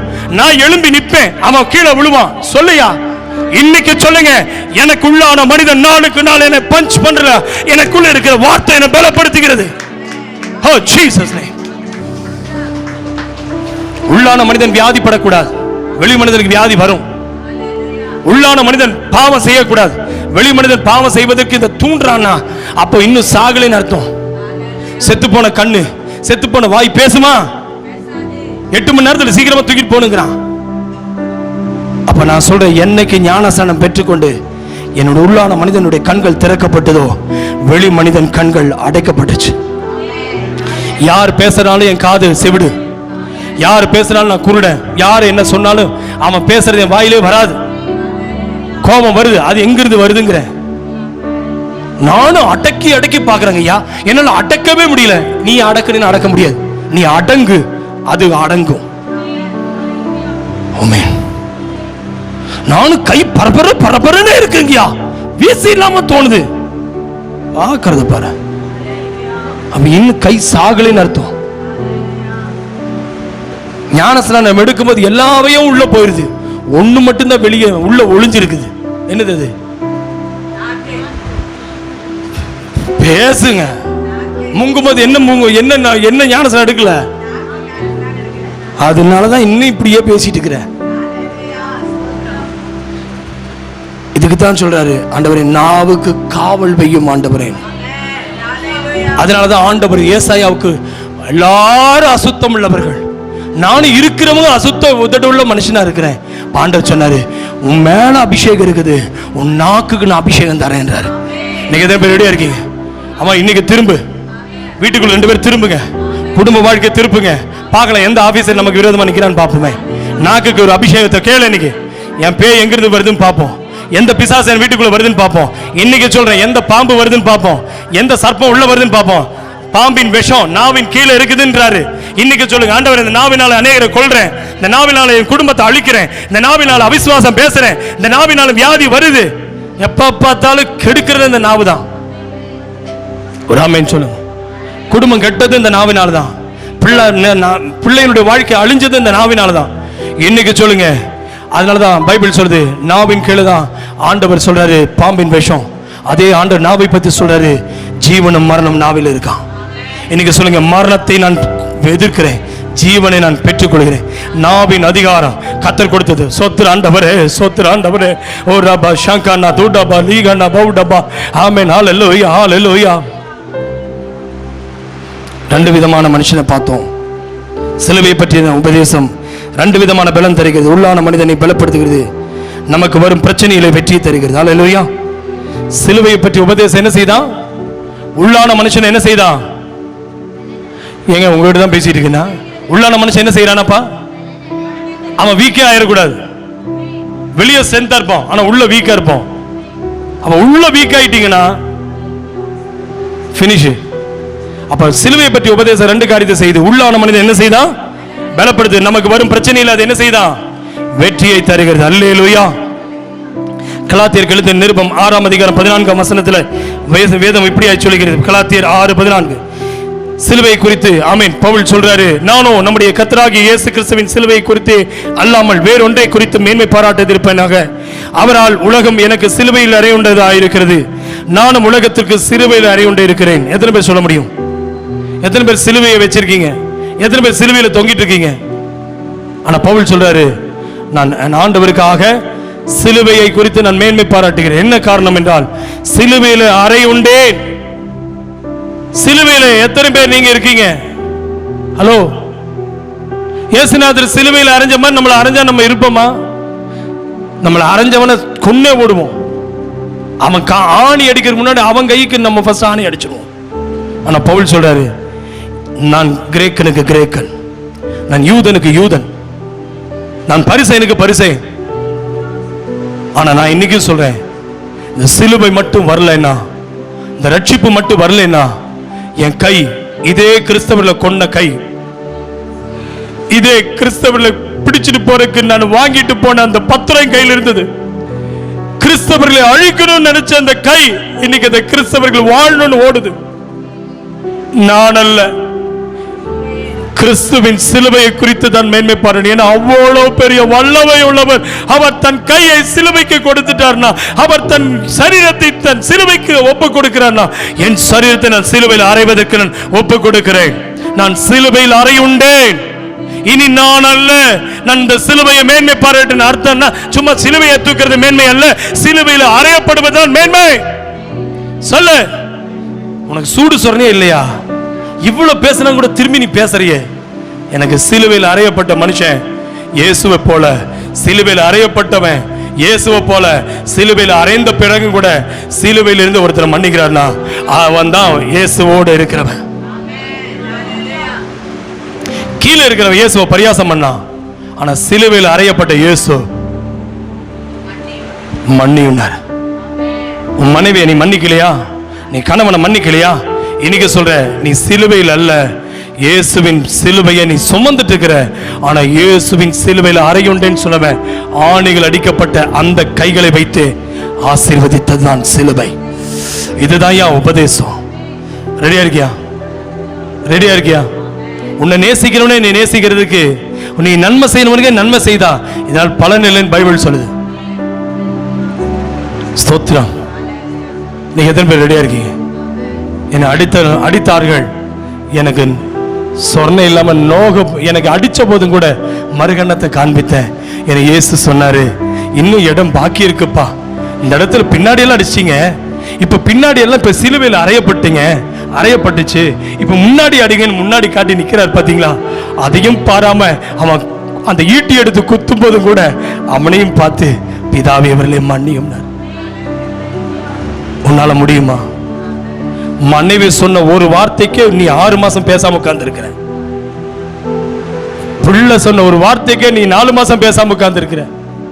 இயேசு என்னைக்கு குத்துனாங்களோ அன்னைக்கே இயேசு பேசினார் அவங்ககிட்ட. பரிகாசம் பண்ணினவனையும் பார்த்தாரு, என்னை ஏற்றுக்கொள்ளும் என்று கேட்டவனையும் பார்த்தாரு. ஏற்றுக்கொண்டவனை, ஏற்றுக்கொள்ளும் என்று கேட்டவனை சாகும் போது கூட என் கூட நீ பரலோகத்தில் பரதீசில் இருப்பேன்னு சொன்ன அந்த இயேசுவை தான் நான் நீ ஆராதிக்கிறேன்.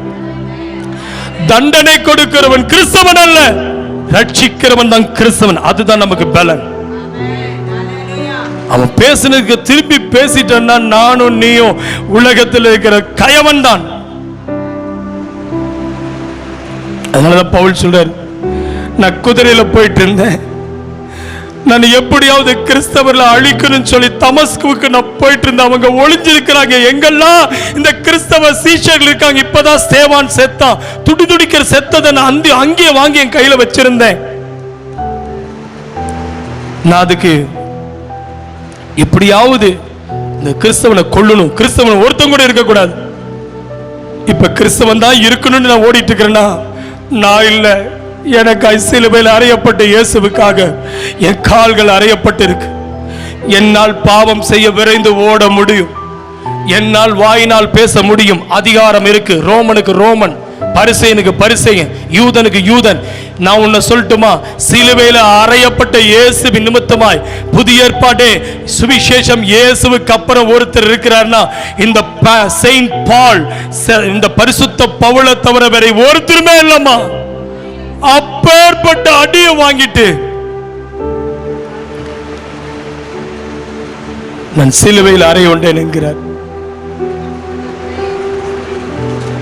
எத்தனை பேர் ஆயத்தமா இருக்கீங்க? ஸ்தோத்திரம் ஆண்டவரே. அதே கலாத்தியர் 6:17 பாருங்க. இனிமேல் ஒருவனும் எனக்கு வருத்தம் உண்டாக்காது இருப்பானாக. கர்த்தராகிய இயேசு கிறிஸ்துவினுடைய ஆட்சி அடையாளங்களை நான் என் சரீரத்தில் தரித்துக் கொண்டிருக்கிறேன். ஹலோ, இயேசுநாதர் இவருக்கு முன்னாடியே அவர் போயிட்டாரு, இறந்து உயிர்த்து பரலோகத்துக்கு போயிட்டாரு. அது எப்படிங்க இயேசுநாதருடைய சிலுவையில பட்ட அடையாளங்கள் இவர்கிட்ட இருக்குன்னு சொல்றாரு? அப்படின்னா இவரை தொழுமரத்தில் கட்டும் போது அடிச்சிருப்பாங்களே அடிகள், இந்த சிறைச்சாலையில பவுல யூப்பித்தரனும் பர்னபாவை மெர்க்குரின்னு சொல்லும் போது,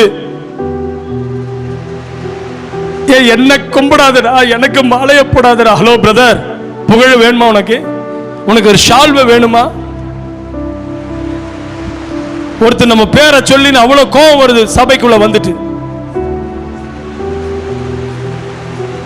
யூப்பித்தர் மெர்க்குரின்னு சொல்லி இந்த விக்கிரகங்களுடைய பேரை சொல்லி அற்புதம் செஞ்சதை பார்த்தோன்ன மனுஷன் தெய்வத்தினுடைய உருவத்தில் இருக்கிற மனுஷனை பார்க்கும் போது தெய்வமே மனுஷ உருவத்தில் வந்துருச்சுன்னு மாலையை போட்ட உடனே அந்த மாலையை தூக்கி எறிஞ்சு சொன்னா, எப்ப நானும் உன்னை போல பாடுள்ள மனுஷனைய வணங்காது, என்னை செலிப்ரேட் பண்ணாது. இன்னைக்கு செலிப்ரேஷன் எங்க போகுது கிறிஸ்தவ உலகம்? பிரதர்ஸ், கவனிக்கிறீங்களா இல்லையா? ஒரு ஆமென் சோத்திரம் போட்டு உட்காருங்களேன். செலிபிரிட்டி, ஒரு பாட்டு பாடினா ஒரு கைத்தட்டல், ஒரு பிரசங்கம் பண்ணா கைத்தட்டல், ஒரு பிரசங்கம் பண்ணா ஒரு லைக், ஒரு பிரசங்கம் நல்லா பண்ணிட்டா ஒரு ஆமே ஷால்வை, ஒரு பாட்டு நல்லா பாடிட்டா அவனுக்கு 1 லட்சம் வியூவர்ஸ், 2 லட்சம் வியூவர்ஸ், 10 கோடி வியூவர்ஸ். அவன் என்ன பண்ணாலும் பிரச்சனை இல்லைன்னா, பவுல் ஒரு நைட் தான் பாடினான், அடுத்த நைட்டு வெளியே வந்துட்டான். ஹலோ, கவனிக்கிறீங்கம்மா? பவுல் சீலா ஒரு தடவை தான் அவளை சிலுவையில அந்த சிறைச்சாலையில் ஆராதிக்கிறது பைபிள் சொல்லுகிறது. அவன் ஆராதித்துக் கொண்டிருந்த போது தொழும்பழமே அசைந்தது, சிறைச்சாலை கதவுகள் திறக்கப்பட்டது, சங்கிலிகள் அவிழ்க்கப்பட்டது. அவனுடைய ஆராதனையில தேவ மகிமை இறங்கி வந்தது. சிறைச்சாலைக்குள்ளே ஆலயம் அல்ல. அவனை யாருமே செலிப்ரேட் பண்ணல,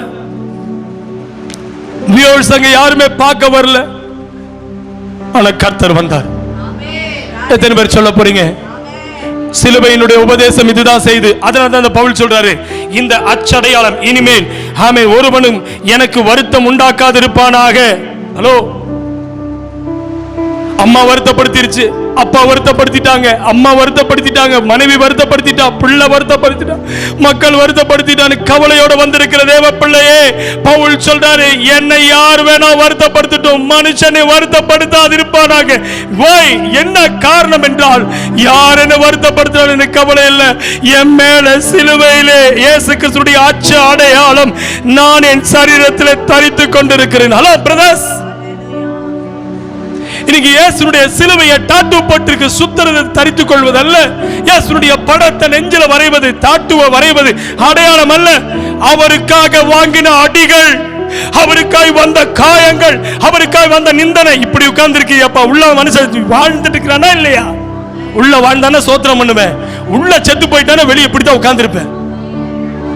இன்னைக்கு சொல்லு, டாட்டூ போடுறதுக்கு பிள்ளைங்க ரெடி ஆயிட்டாங்க, வயிற்றுல டாட்டூ போடுறாளுங்க, பின்னாடி முதுகுல டாட்டூ போடுறாங்க, பச்சை குத்திட்டு இருக்காங்க. டாட்டூ பச்சை குத்துறது, பெரிய பெரிய உருவம், பாம்பு உருவம், எல்லாமே பாம்பையும் எலும்பு மனித தலையவும் ஸ்கில் ஸ்கல் ஸ்கல்லத்தான் வச்சு வரைகிறாங்க பாருங்க. அந்த ஸ்கல்லத்தாங்க படமா ட்ரெஸ் போடுறா பிள்ளை போடுது, மேலெல்லாம் போட்டு அடையாளப்படுத்தி இவன் பெரிய உருவம் கிறிஸ்தவனாமா. இவனை செலிப்ரேட் பண்றதுக்கு மக்கள் ரெடியா இருக்காங்க, இவனை கொண்டாடுவதற்கு மக்கள் ரெடி. அவன் என்ன பாவம் பண்ணாலும் மக்கள் பாட்டு நல்லா இருக்குல்ல, அவனை எதுக்கு பார்க்கணும்? பிரசங்கம் நல்லா இருக்குல்ல, அவனை எதுக்கு பார்க்கணும்? சார் பிரசங்கம் நல்லா இருக்குது, பாட்டு நல்லா இருக்குன்னு அடையாளம் இருக்கணும். என் சிலுவை அல்ல, என் இயேசுவுடைய தழும்பு என் மேல. என்ன ஒருத்தன் பேசினானா அந்த அடையாளம் என் மேல பட்டிருக்குது, ஆண்டவர் பார்த்துட்டே இருக்கிறாரு. உன்னை ஒருத்த காயப்படுத்தின அந்த காயம் இயேசுவுக்கு வந்த சிலுவையில் வந்த காயம் உன் மேல அடையாளமா இருக்குது. சோர்ந்து போகாத பிரதர். யார் வேணும் உன்னை வருத்தப்படுத்துட்டு, யார் வேணும் உன்னை காயப்படுத்துட்டு, நீங்க சொல்லு, ஆண்டவரே உம்முடைய அடையாளம் என் மேல் இருக்கு ஆண்டவரே. எப்பா சொல்லுங்க ஐயா, உன் வாயினால சொல்லு, என் குடும்பம் காயப்படுத்தி, அது இயேசுனுடைய அடையாளம். பவுலை செலிப்ரேட் பண்றதுக்கு, பவுலை கொண்டாடுவதற்கு யாருமே இல்லை. ஆண்டவர் கூட இருந்தார். எத்தனை பேர் ரெடியா இருக்கீங்க? என் பிள்ளைங்க கூட இல்லை, என் குடும்பம் கூட இல்லை, என் நேசிக்கிறவங்க கூட இல்லை சொல்லாத. வீட்டில் இருக்கிறவன் ஜடமா தான் இருப்பான், அப்ப உள்ள இருக்க செத்துட்டான்னு அர்த்தம். அவன்கிட்ட போய் எதுக்கு நீ கொஞ்சம் கெஞ்சி எப்படியாவது எப்படி அவன்கிட்ட போகாத. போடு முழங்கால். என் புருஷனை வருத்தப்படுத்தாதிருப்பானாக, என் மனைவி என்னை வருத்தப்படுத்தாதிருப்பாளாக. தம்பி சோத்திரம் பண்ணு, வாயை திறந்து. என் முதலாளினை வருத்தப்படுத்தாது இருப்பானாக, வருத்தப்படுத்துட்டோங்கிற மனுஷ கொடுக்கிற அடையாளம் எல்லாம் அது சிலுவையில் எனக்கு இயேசுவுக்காக நான் சிலுவையில் அறையப்பட்டதுக்கு சமம். ரெடியா இருக்கீங்க பிரதர்? சொல்லுப்பா, வாயை திறந்து சொல்லு. நீ எங்க போய் நீ வருத்தப்பட்டாலும் சொல்லு, ஆண்டவருக்கு அடையாளமாய் நான் இருப்பேன். இப்ப புரியுதா? கார்ல சிலுவையை மாற்றுறது எளிது, கார்ல இயேசுவின் வசனத்தை ஓட்டுறது எளிது, வீட்டுக்கு மேல இயேசுவுடைய சிலுவையை போடுறது எளிது, கல்லறைக்கு மேல இயேசுவின் ஆமே உனக்கு சிலுவையை கொடுத்து கல்லறைக்கு மேல வச்சிருப்பது எளிது. உபதேசம் சிலுவை என்பதை உன் வாழ்க்கையினுடைய அடையாளமாய் அச்சாணியாய் வை. ஒரு மாட்டு வண்டிக்கு எப்படி ஒரு அச்சாணியை கழட்டிட்டு அந்த சக்கரம் கழண்டு போகுமோ, அவருடைய அச்சடையாளம் என் மேல் இருப்பதினால என்ன வந்தாலும் நம்புவேன் என் இயேசு ஒருவரை. நான் நம்புவேன் என் இயேசு ஒருவரை. சொல்ல, நான் நம்புவேன் என் இயேசு. நம்பாதவங்க பாட மாட்டாங்க, நம்பறவங்க பாடுவாங்க. நான் நம்புவேன் என் இயேசு ஒருவரை. என் பாதை எல்லாம் அந்தகாரம் சூழட்டும், ஒன்றுமே இல்லாமல் போகட்டும், என்னை தேற்றுவதற்கு யாரும் இல்லை என்று சொன்னாலும், இந்த பவுல் சொன்னது ஒண்ணு சொல்லு, மனுஷனை நீ வருத்தப்படுத்தாத. நீ என்னை அடிச்சது, அவன் எத்தனை அடிகள் வாங்கியிருக்கான் தெரியுமா? கப்பர் சேதம், உயிர் சேதம். ஹலோ பிரதர், பாம்பு அவனை கவிர்ச்சுங்க, அவன் மேல தோஷம் சொல்லிட்டாங்க. இவன் ஏதோ பாவம் பண்ணிப்பான், அதனால பாம்பு கவிர்ச்சுட்டான். இப்ப சொல்லுங்களேன், லெந்து நாள்னு இப்ப சொல்ல மாட்டேங்கிறீங்க. இதுதான் லெந்து. என் மேல பாம்பு கவ்வட்டும், மனுஷன் கவ்வட்டும், மனுஷன் பேசட்டும், இந்த நாளில் நான் டாட்டூ போடுறதுக்கு, சிலுவையினுடைய அடையாளம் போடுறதுக்கு இல்ல, அவருடைய ரத்தத்தினாலே நம் முத்திரிடப்பட்ட. யார் என்னை அறைந்தாலும், யார் என்னை பேசினாலும், யார் என்னை வருத்தப்படுத்தினாலும், ஆண்டவரே இந்த உபதேசம் என்னை பலப்படுத்தட்டும். ஆண்டவரே, உம்மை விட்டு நான் பின்வாங்கி போக மாட்டேன். எனக்கு அன்பான கர்த்தருடைய பிள்ளையே, ரோமருக்கு எழுதிய நிருபம் 6ஆம் அதிகாரம் 6ஆம் வசனத்தில் பார்க்கும் பொழுது, நான் இனி பாவத்துக்கு ஊழியம் செய்யாதபடிக்கு பாவ சரீரம் என்னாச்சா ஒழிந்து போகும் பொருட்டாக நம்முடைய பழைய மனுஷன் அவரோடு கூட சிலுவையிலே அறையப்பட்டது என்று அறிந்திருக்கிறோம். எல்லாரும் சேர்ந்து வாசிக்கிறீங்களா? இனி பாவத்துக்கு ஊழியம் செய்யாதபடி பாவ சரீரம் ஒழிந்து போகணும். ஹலோ அம்மா, ஆண்டோட ஆசீர்வாதத்தை வாங்க வந்திருக்கியே, பாவ சரீரம் ஒளிந்திருச்சா? பவுல் சொல்றார் ரோமருக்கு எழுதிய நிருபத்தில், அவர் சொல்லும்போது, நான் இனி பாவத்துக்கு சாக்ரிஃபைஸ் பண்ணி சர்வெண்டா இராதபடிக்கு அவை ஒழிந்து போகும் பொருட்டாக நம்முடைய பழைய மனுஷன் அவரோடு கூட சிலுவையில அறையப்பட்டது என்று அறிந்திருக்கிறோம். ஹலோ, சரி கவனிங்க. நீங்க எடுக்கிறதுக்குள்ள நான் பிரசங்கத்தையும் முடிச்சிருவேன். என்ன பாருங்க, பழைய மனுஷன் கோபப்படுவான், பழைய மனுஷன் சண்டை போடுவான், பழைய மனுஷன் இச்சை, அவனுக்குள்ள இச்சை இருக்குது, பழைய மனுஷனுக்குள்ள தீங்கு இருக்கு, பழைய மனுஷனுக்குள்ள சுபாவங்கள் மாற்றப்படல. அவன் என்ன அந்த பாவ சரீரத்துக்கு ஊழியம் பண்ண மாட்டேன். எத்தனை பேர் ஊழியத்தை நீ மாற்ற ரெடியா இருக்க? கை உயர்த்த மாட்டேங்கிறீங்களா? புரியாமையா கை தூக்கிட்ட. என்ன எதுக்கு கை தூக்குன? நீங்க கை தூக்குனீங்க, அதனால நான் கை தூக்கிட்டேன். பாவம் ஆண்டவர் சொன்ன 18 விதமான மாம்சத்தின் கிரியை எனக்குள்ள இருந்துச்சுன்னா இனி நீ பாவத்துக்கு தான் மினிஸ்டரா இருக்க, ஊழியம் பண்ணிட்டு இருக்க. பவுல் சொல்றாரு, இனி நான் பாவத்துக்கு நான் ஊழியம் செய்ய மாட்டேன் பிரதர். நான் இனி பாவத்துக்கு ஊழியம் செய்ய மாட்டேன். நான் எதுக்கு ஊழியம் செய்வாங்கிறாரு? நம்முடைய பழைய மனுஷன் அவரோடு கூட சிலுவையிலே அறையப்பட்டது என்று அறிந்திருக்கிறோம். எத்தனை பேர் ரெடியா இருக்கீங்க? இன்னைக்கு சொல்லட்டுமா, பழைய மனுஷன் இன்னும் சிலுவையில் அறையப்படாதனால தான் வீடு ரெண்டா இருக்குது. புருஷனுடைய கருத்து வேற, மனைவியுடைய கருத்து வேற, பிள்ளைகளுடைய கருத்து வேற, பெற்றோருடைய கருத்து வேற. சோத்திர ஆண்டவரே, காதுல விழுகுதா இல்லையா? பழைய மனுஷன் இன்னும் உள்ள உட்கார்ந்துருக்கான்ப்பா, அதனாலதான் வீட்டில் இப்படி இருக்கிற. நீ வீட்டுக்கு போகும்போது சொல்லு, சிலுவையில் அறையப்பட்ட நான், இயேசு பாவத்துக்கு எனக்காக மரித்தார்னா, நான் இனி பாவத்துக்கு நான் சர்வன்டா ஊழியம் செய்ய மாட்டேன். பாவத்தை ஜெயித்த இயேசு எனக்குள் வாழ்ந்து கொண்டு இருக்கிறான்னா, அவைகளை ஒழிந்து போகும் பொருட்டாக பழைய மனுஷன் அவரோடு கூட சிலுவையில் அறையப்பட்டது என்று அறிந்திருக்கிறோம். அல்லேலூயா. அதனாலதான் கலாத்தியருக்கு எழுதிய நிருபம் 5ஆம் அதிகாரம் 24ஆம் வசனத்தில் பாருங்க, கிறிஸ்துவனுடையவர்கள் தங்கள் மாம்சத்தையும் அதன் ஆசை இச்சைகளையும் சிலுவையிலே அறைந்திருக்கிறார்கள். அதே 5ஆம் அதிகாரம் 8ஆம் வசனமும் 9ஆம் வசனத்தை பாருங்க. ஆமென். ரோமருக்கு எழுதிய நிருபம் 5ஆம் அதிகாரம் 8, 9. இப்படி நாம் அவருடைய இரத்தத்தினாலே நீதிமான்களாக்கப்பட்டிருக்க கோபாக்கினைக்கு நீங்களாக அவராலே நாம் ரட்சிக்கப்படுவது அதிக நிச்சயமாமே. ஆமென். ஸ்தோத்திரம். 9, 8ஆம் வசனத்தை பாருங்க. நாம் பாவிகளாய் இருக்கையில் கிறிஸ்து நமக்காக மரித்ததினாலே தேவன் நம்மேல் வைத்த தமது அன்பை விளங்க பண்ணினார். இப்படி நாம் அவருடைய இரத்தத்தினாலே நீதிமான்களாக்கப்பட்டிருக்க கோபாக்கினைக்கு நீங்களாக அவராலே நாம் ரட்சிக்கப்படுவது அதிக நிச்சயமாக இருக்கிறோம். நிச்சயமாமே. கவனிக்கிறீங்களா? மீண்டும் மீண்டும் பாவம் செய்து கொண்டிருக்கும் போதே, நம் பாவிகளா இருக்கும் போதே இயேசு எனக்காய் சிலுவையில் மரித்தார். இப்ப புரியுதா சிலுவையினோட உபதேசம் என்ன? புரிஞ்சிருச்சா? இப்ப எல்லாத்துக்கும் தெரிஞ்சது என்ன? கிறிஸ்தவங்களுக்கு அடையாளமே சிலுவை அப்படின்னு தான் இவ்வளவு நாள் தெரிஞ்சு வச்சிருந்தீங்க. உங்களுக்கு ஆண்டவர் நீங்க நல்ல விளக்கம் கொடுத்திருக்காரு. சிலுவையை குறித்து மட்டும் மேன்மை பாராட்டுகிறேன் அப்படின்னு என்ன அர்த்தம்? நான் சிலுவையில் அறையப்பட்டதை நான் கர்த்தருக்கு மகிமைப்படுத்துகிறேன். நான் பாவமே செய்யறது இல்லை அப்படின்னு சொல்ற மட்டும் கரங்களை பத்தி அல்லேலூயா. ஏ கஷ்டம்தான். இங்கேயே தெரியுது நீ பரலோகம் போவியா, நீ டைரக்டா நரகம் போவியான்னு. இங்கேயே உன்னால கை தூக்கி அல்லேலூயா போட முடியல. கேட்டா சிலுவையை தூக்கிட்டு குரூசின் மேல் குரூசின் மேல்னு பாட்டு பாடிட்டு இருக்கிறோம். இந்த காலை வேளையில் ஆவியானவர் உங்களோட பேசுறார். நான் சிலுவையில் அறையுண்டேன் என்பதற்கு என் கை செத்ததா இருந்தால் இந்த கை உயிர் பெறக்கூடாது. என் இயேசுதான் இந்த இடத்துல வெளியே வரணும். உள்ளான மனுஷன் நாளுக்கு நாள் பலனடையணும். வெளி மனுஷன் ஜடம் செத்து போனவன். ஆமென். இயேசுவின் அச்ச அடையாளம். ஹலோ,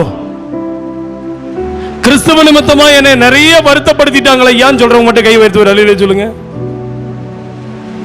உன்னை யாருமே இயேசுவுக்காக வருத்தப்படுத்தலையா?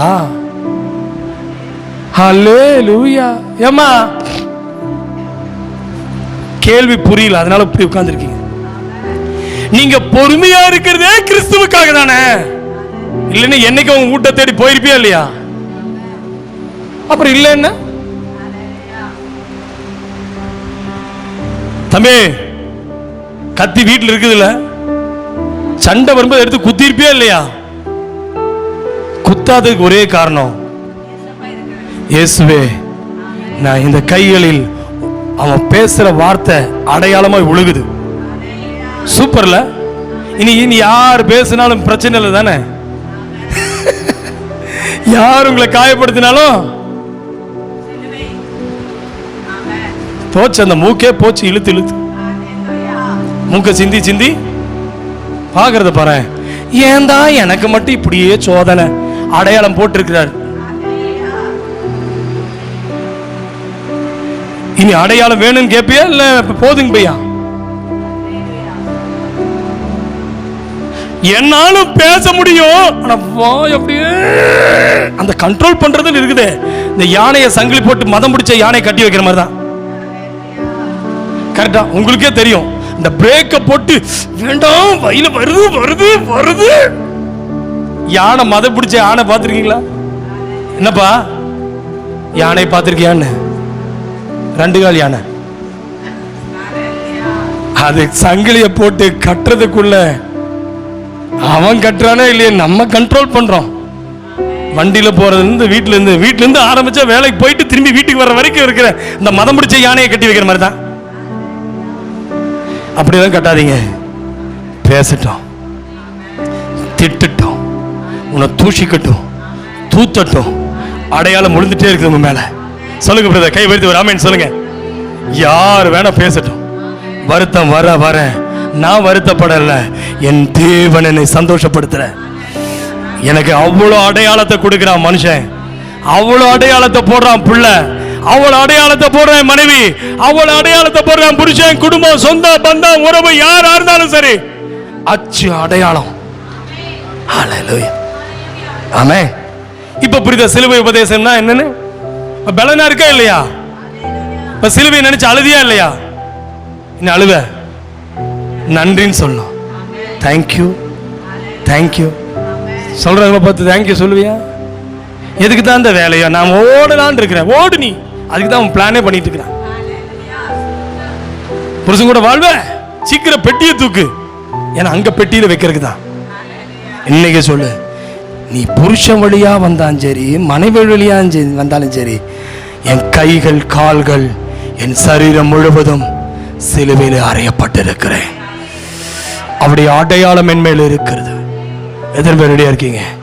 கர்த்தருக்கு ஸ்தோத்திரம். அடுத்தது என்னதுங்க? ஆமென். கலாத்தியர் என்ன பார்த்தோம்? 5:24 மாம்ச இச்சைகளையும் சிலுவையிலே அறைந்திருக்கிறார்கள். மாம்ச இச்சை எத்தனை பேர் அறைஞ்சிருக்கீங்க? ஏனுங்க இச்சை அப்படியா? எங்க இச்சைன்னு கேட்டேன். கண்ணப்பா இங்க பாருங்க, கண்களின் இச்சை ஜெயிச்சிட்டீங்களா? அம்மா ராஜா மகளே, மாம்சத்துக்கு ஒரு இச்சை இருக்குதாம்மா. ஜீவனத்தின் பெருமைன்னு ஒண்ணு இருக்குதான்.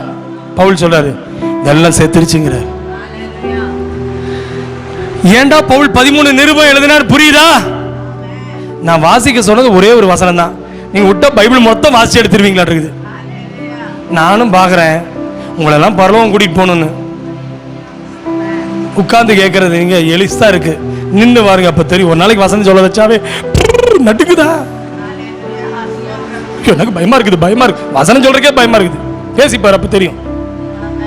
இன்னைக்கு சொல்லுங்க, இச்சை அந்தந்த வயசுல இச்சை வருமா? ஆனா பைபிள் சொல்லுது, பவுல் சொல்றாரு, அந்த பழைய மாம்சத்தின் இச்சைகளை நான் சிலுவையில் அறையணும். ரெடியா இருக்கீங்களா? இயேசுவை சிலுவையில் அறைஞ்சிட்டாங்க. ஆனா நான் அந்த மாம்ச இச்சைய அறைவதற்கு என்ன அர்த்தம்னா, இதுக்கு மேல அது வெளியே வரக்கூடாது. வாய் அடங்குன்று பேசாத பேசாத பேசாத, உங்களவே பேசிக்கங்க. கண்ணு பார்க்காத பார்க்காத பார்க்காத பார்க்காத பார்க்காதன்னு சொல்றேன்ல, அப்பவும் திரும்புறது. ஒரு தடவை பார்த்தாத்தா என்ன, பார்த்தாத்தா என்ன. பவுலுக்கும் வந்திருக்கு. அதனாலதான் பவுல் சொல்றாரு, வேகிறதை பார்க்கலும் விவாகம் பண்ணுவதே நல்லதுன்னு பவுல் சொன்னார். அட ஆமாவா இல்லையா? ஆனா அந்த பவுல் சொல்றாரு, நான் அல்ல, நான் விரும்புறதை என்னால செய்ய முடியல, வெறுக்கிறத நான் செய்யறேன். நான் அல்ல, எனக்குள் வாழ்ந்து கொண்டிருக்க பாவம் அப்படி செய்து அந்த பாவத்துக்கு நான் சிலுவையில் அறையப்பட்டிருக்கேன்.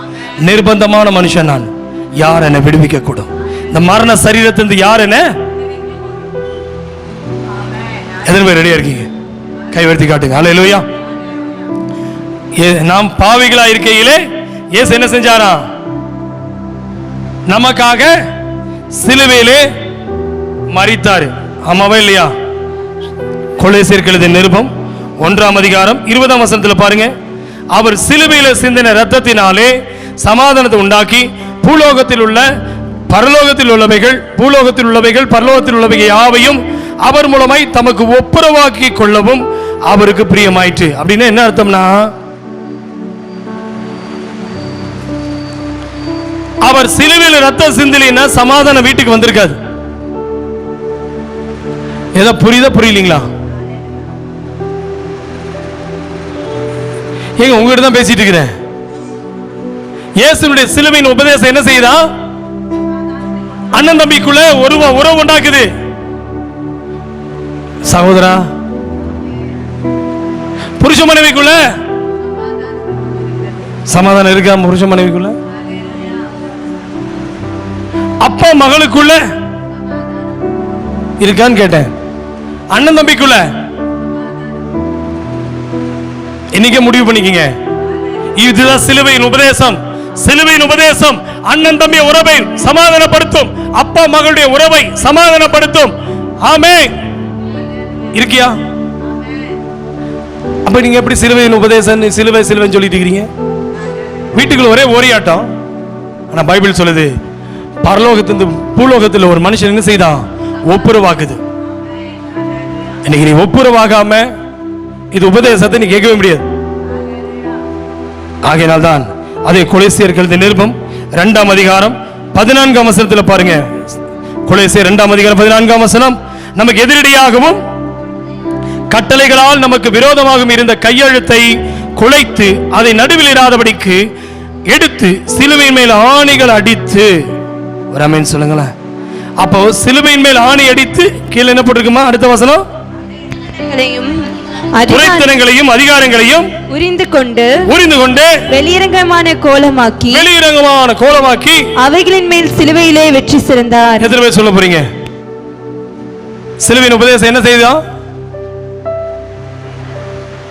எல்லா அதிகாரங்களையும், நமக்கு எதிராக இருந்தவைகளை, விரோதமாக இருந்த கையெழுத்தை குலைத்து அதை நடுவில் இராதபடிக்கு அடுத்து சிலுவையின் மேல் ஆணி அடித்து துரைத்தனங்களையும் என்னதுங்க என்ன உரிந்து கொண்டாரா?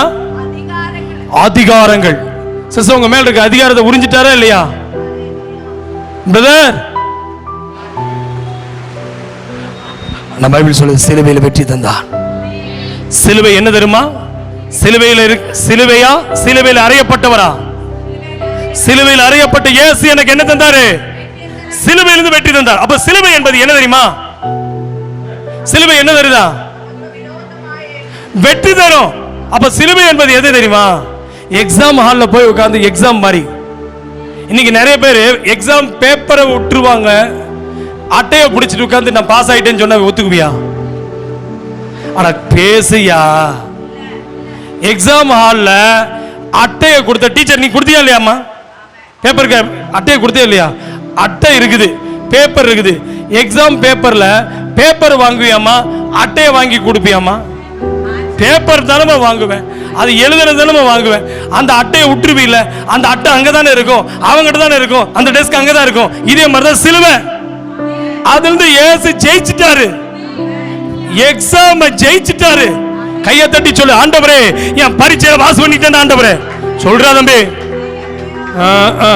பரீட்சையில பரீட்சையாக்கும், பரீட்சை வரட்டுங்கிறேன், வாங்குறேன், ஃபேஸ் பண்றதுக்கு ரெடியாரு. எஸ். சூரியனே வா கிபியோன் மேல, சந்திரனே வா ஆயிலோன் பள்ளத்தாக்கின் மேல. நில்லுன்னா நிக்குன்னா அந்த யோசுவாவின் தேவன் நம் தேவன். சொல்லு ஆமென், ஆமென். இன்னைக்கு சிலுவையில ஜெயித்த இயேசுவை வேணுமா இல்ல சிலுவை உங்களுக்கு வேணும்னா இன்னைக்கு சொல்லுங்க. பரீட்சை பேப்பர் எனக்கு வேண்டாம், பரீட்சை அட்டை போதும்னா பத்திரமா நீ சிலுவை வச்சுக்க. ஆன்சர் ஷீட் தான் இப்ப வேணும். என் இயேசு தான் எனக்கு பதில். என் கேள்விக்கு என்ன பதில்? திருடனும் சிலுவையில் இருந்தான், என் இயேசுவும் எழுதினாரு. 2 பேர் பரீட்சையில, அவங்க 2 பேர்த்தில கூட எக்ஸாம்ல ஹெல்ப் பண்ணவர் கள்ளனை காப்பாத்திட்டாரு, இவரும் பாஸ் பண்ணிட்டாரு. கையை தட்டி அல்லேலூயா, ஆமென் ஆமென் ஆமென் ஆமென். இன்னொரு பரீட்சையில ஃபெயில் ஆனா, அவனும் சிலுவையில தான் எழுதினான், அவன் பரீட்சையில் ஃபெயில் ஆயிட்டான். ஏன்னா அவன் குறை சொல்லிட்டே இருந்தான் கடைசி வரைக்கும். சிலுவையிலே உட்கார்ந்தான், ஆனா அவன் பாஸ் பண்ண முடியல. ஆனா சிலுவையிலிருந்து உயிர்த்த இயேசு, சிலுவையை ஜெயித்த இயேசு தானும் ஜெயித்தார், கூட இருக்கிறவனை ஜெயித்தார். எத்தனை பேர் ரெடியா இருக்கீங்க? என்னை வருத்தப்படுத்தினாலும் பரவாயில்ல, என் கூட இருக்கிற ரட்சிக்கத்தான் இயேசு எனக்கு சிலுவைக்கு உபதேசம் தந்தார். எத்தனை பேர் ரெடியா இருக்கீங்க?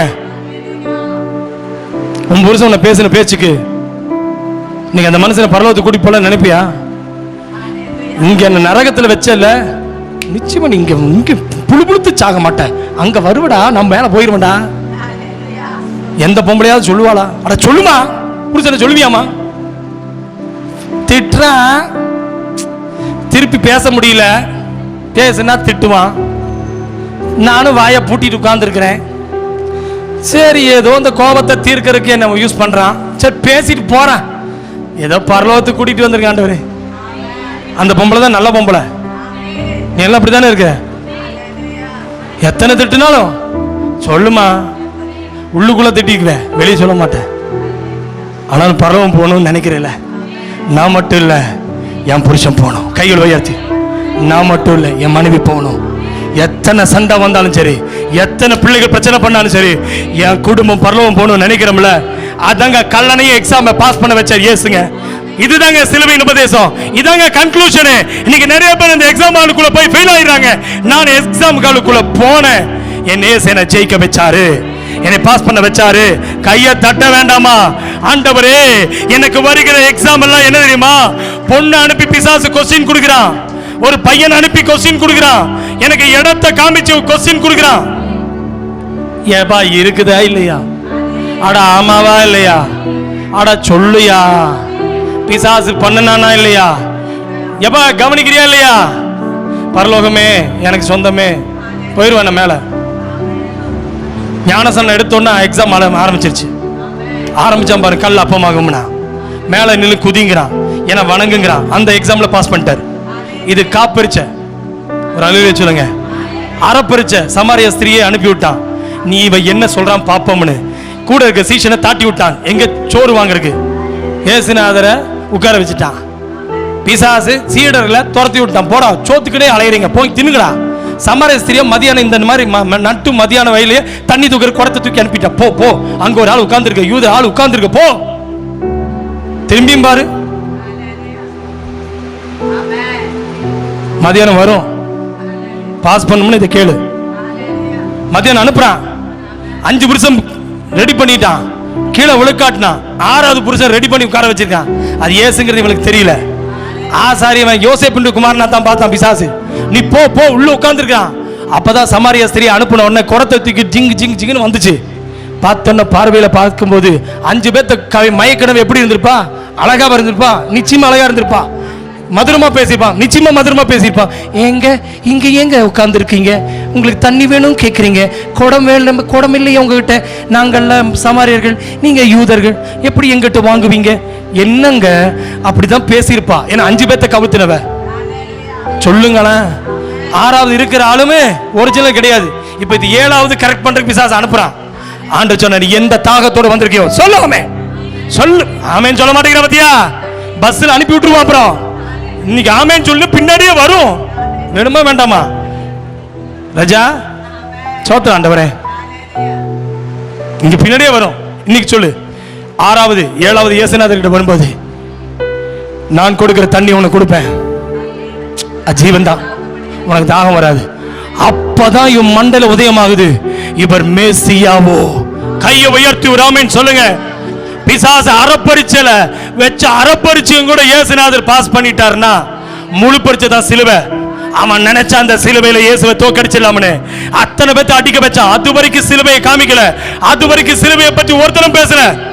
ஹலோ, நேத்து கூட பிலாத்தோரத்துக்கு தீர்ப்பு கொடுத்தாரு, அவன் சிலுவையை தொங்கிட்டு இருக்கிறான். இயேசு போகும்போது 2 பேர் சிலுவையில் நிக்கிறாங்க. இயேசு கூட வந்தவங்க 2 பேர் முன்னாடி வெயிட் பண்ணிட்டு இருக்காங்க. அதுக்கு முன்னாடி இருந்தவனை காப்பாத்தி விட்டார். பரவாச ஓடுங்கடா, நீ ஓடு ஓடு. இவனை பிடிச்சி உள்ள போடலாம். முழு பரீட்சையில் இயேசு பரீட்சை ஹால்ல வேண்டாம ஆண்டவரே சிரிச்சு என் குடும்பத்தை காப்பாத்துங்க ஆண்டவரே, என்னை பாஸ் பண்ண செய்த இயேசு, என்னை வெற்றி அடைய செய்த இயேசு. இப்ப சொல்லு, சிலுவை உபதேசம் பிடிச்சதா இல்லையா? எனக்கு சிலுவை வேணும், சிலுவை வேணும், சிலுவை வச்சுக்க, சிலுவை நீயே வச்சுக்க, நாங்கெல்லாம் பரலோகம் போறோம். ஒரு ஆமேன்னு சொல்ல. பரீட்சை ஹாலுக்குள்ள போயிட்டு திரும்பி பரீட்சை ஹாலுக்கு போறதுக்கு விரும்புற ஸ்டூடெண்ட் மட்டும், ஓல்டு ஸ்டூடெண்ட் எல்லாம் கை தூக்கி வெளியில சொல்லுங்களேன். போவியா திரும்பி பரீட்சை ஹாலுக்குள்ள? மறுபடியும் கூப்பிட்டு அந்த ஆளுக்குள்ள, வேண்டாம் நான் படிச்சு படிச்சு கஷ்டப்பட்டு வெடிய வெடியா படிச்சு வந்து எழுதிருப்பேன் எக்ஸாம், அந்த ரூமை கூட பார்க்க திரும்பி பார்த்துட்டு போயிருவோம். ஏமா டீச்சர், அம்மாவா இல்லையா படிச்சு பள்ளிக்கூட திரும்பி உன்னை படிக்க வச்சா படிப்பியாமா? ஐயோ இப்ப இருக்கிறதே மண்டல் நிக்க மாட்டேன். இன்னைக்கு சொல்லு, என் ஆண்டவர் திரும்பி சிலுவையில திரும்பி பார்க்கல, அவர் திரும்பி வந்தது உனக்கு சமாதானம் சொன்னார். எத்தனை பேர் ரெடியா இருக்கீங்க? ரெடியா இருக்கீங்க? எத்தனை பேர் என்ன கைவிடுத்து ஒரு ஆமேன்னு சொல்லுங்களேன். ஹல்லேலூயா. சிலுவையிலே பற்றின உபதேசத்தை நீ கேட்டீங்க. சிலுவையில் அறையப்பட்ட இயேசு கிறிஸ்துவை நோக்கி பார்ப்பதினால் கிறிஸ்துவன் பிறக்கிறான். கிறிஸ்துவன் எங்க பிறக்கிறானே? சிலுவையில் அறையப்பட்ட இயேசு கிறிஸ்துவை நோக்கி பார்ப்பதினால கிறிஸ்துவன் பிறக்கிறான். அடுத்தது, சொந்த சிலுவையை சுமந்து இயேசு கிறிஸ்துவின் பின் செல்வதினால் கிறிஸ்தவன் வளருகிறான். சொந்த சிலுவையை சுமந்து இயேசு கிறிஸ்துவின் பின் செல்வதினால் அவன் என்ன செய்வான்? வளருவான். மூன்றாவது, அவனே சிலுவையில் அறையப்படும் போது கிறிஸ்தவ வாழ்வை பூர்ணமடைகிறது. அவன் கிறிஸ்துவின் சாயலை பெற்றுக் கொள்ளுகிறான். 3 பாயிண்ட் நோட் பண்ணிக்க வேணும்னா, சிலுவையில் அறையப்பட்டு இயேசு கிறிஸ்துவை நோக்கி பார்ப்பதனால் கிறிஸ்தவன் பிறக்கிறான். சொந்த சிலுவையை சுமந்து இயேசு கிறிஸ்துவின் பின்னாடி செல்வதனால் கிறிஸ்தவன் வளருகிறான். மூன்றாவது, அவனை சிலுவையில் அறையப்படும் போது கிறிஸ்து வாழ்வு பூர்ணமடைகிறது. அவன் கிறிஸ்துவின் சாயலை பெற்றவனாயிருக்கிறான். ரெடி? பிறக்கிறான், வளர்கிறான், அவருடைய சாயலை பெற்றுக் கொள்கிறான். எத்தனை பேர் ரெடியா இருக்கீங்க? அப்படின்னா பார்ப்பதினால் பிறக்கிறான், கிறிஸ்துவின் சிலுவையில் அறையப்பட்ட இயேசுவை பார்ப்பதினால் பிறக்கிறான். அந்த இயேசுவின் சிலுவையை கிறிஸ்துவுக்காய் சுமக்கிறவன் சொல்லுமா வளருகிறான். ஆமென் இல்ல, வசனத்தை சொல்லு.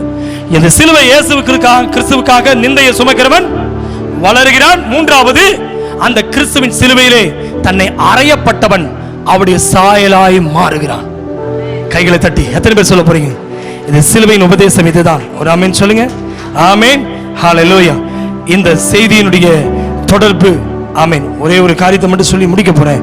சிலுவை பற்றி உபதேசம், சிலுவை தேவனுடைய அன்பு மற்றும் தியாகம். கர்த்தராகிய இயேசு கிறிஸ்து மனிதனை நேசித்து நமக்காக தம்மையே தியாகம் செய்த இடமே சிலுவை. தேவ அன்பு எதில் வெளிப்பட்டது? சிலுவையில. இரண்டாவது, பாவ மன்னிப்பு. இயேசு கிறிஸ்து சிலுவையில சிந்திய ரத்தம் மனித குலத்தினுடைய பாவங்களுக்கு பரிகாரமாய் சிந்தப்பட்டது. ஆமென். அமைந்தது எதுங்க? சிலுவை. மூன்றாவது, சிலுவை என்பது பக்தி, தியாகம் மற்றும் சுய வெறுப்புடன் கூடிய கிறிஸ்தவ வாழ்க்கையின் அடையாளமாகும் சிலுவை. நான்காவது, சிலுவை மரணம் என்பது தோல்வியில் அல்ல, மாறாக பாவம் மற்றும் மரணத்தின் மீது கிறிஸ்து பெற்ற மாபெரும் வெற்றி. அப்படின்னா வெற்றி மற்றும் நம்பிக்கை. கடைசி 5 அழைப்பு. ஒவ்வொரு கிறிஸ்தவனும் தன் சிலுவையை எடுத்துக்கொண்டு இயேசுவை பின்பற்றுமாறு அழைக்கப்படுகிறான். ஹல்லேலூயா. 5 பாயிண்ட் மீண்டும் ஒரு தடவை இந்த சிலுவையின் பற்றி உபதேசம் சொல்லட்டுமா? தேவ அன்பு ஃபர்ஸ்ட், நம்பர் 1, அது தியாகம். இரண்டாவது, சிலுவை என்பது உபதேசம் எது? பாவ மன்னிப்பு. மூன்றாவது, சிலுவை எதுக்காய் மரித்தார்? பரிசுத்த வாழ்க்கை தருவதற்கு. நான்காவது, எதற்காக இயேசு சிலுவையில மரித்து அந்த உபதேசத்தை வெளிப்படுத்தினார்? வெற்றி நம்பிக்கை தருவதற்கு. கடைசியாக இயேசு கிறிஸ்துவின் சிலுவை எதை கொடுக்கிறது? அழைப்பை கொடுக்கிறது. எங்க போறதுக்கு?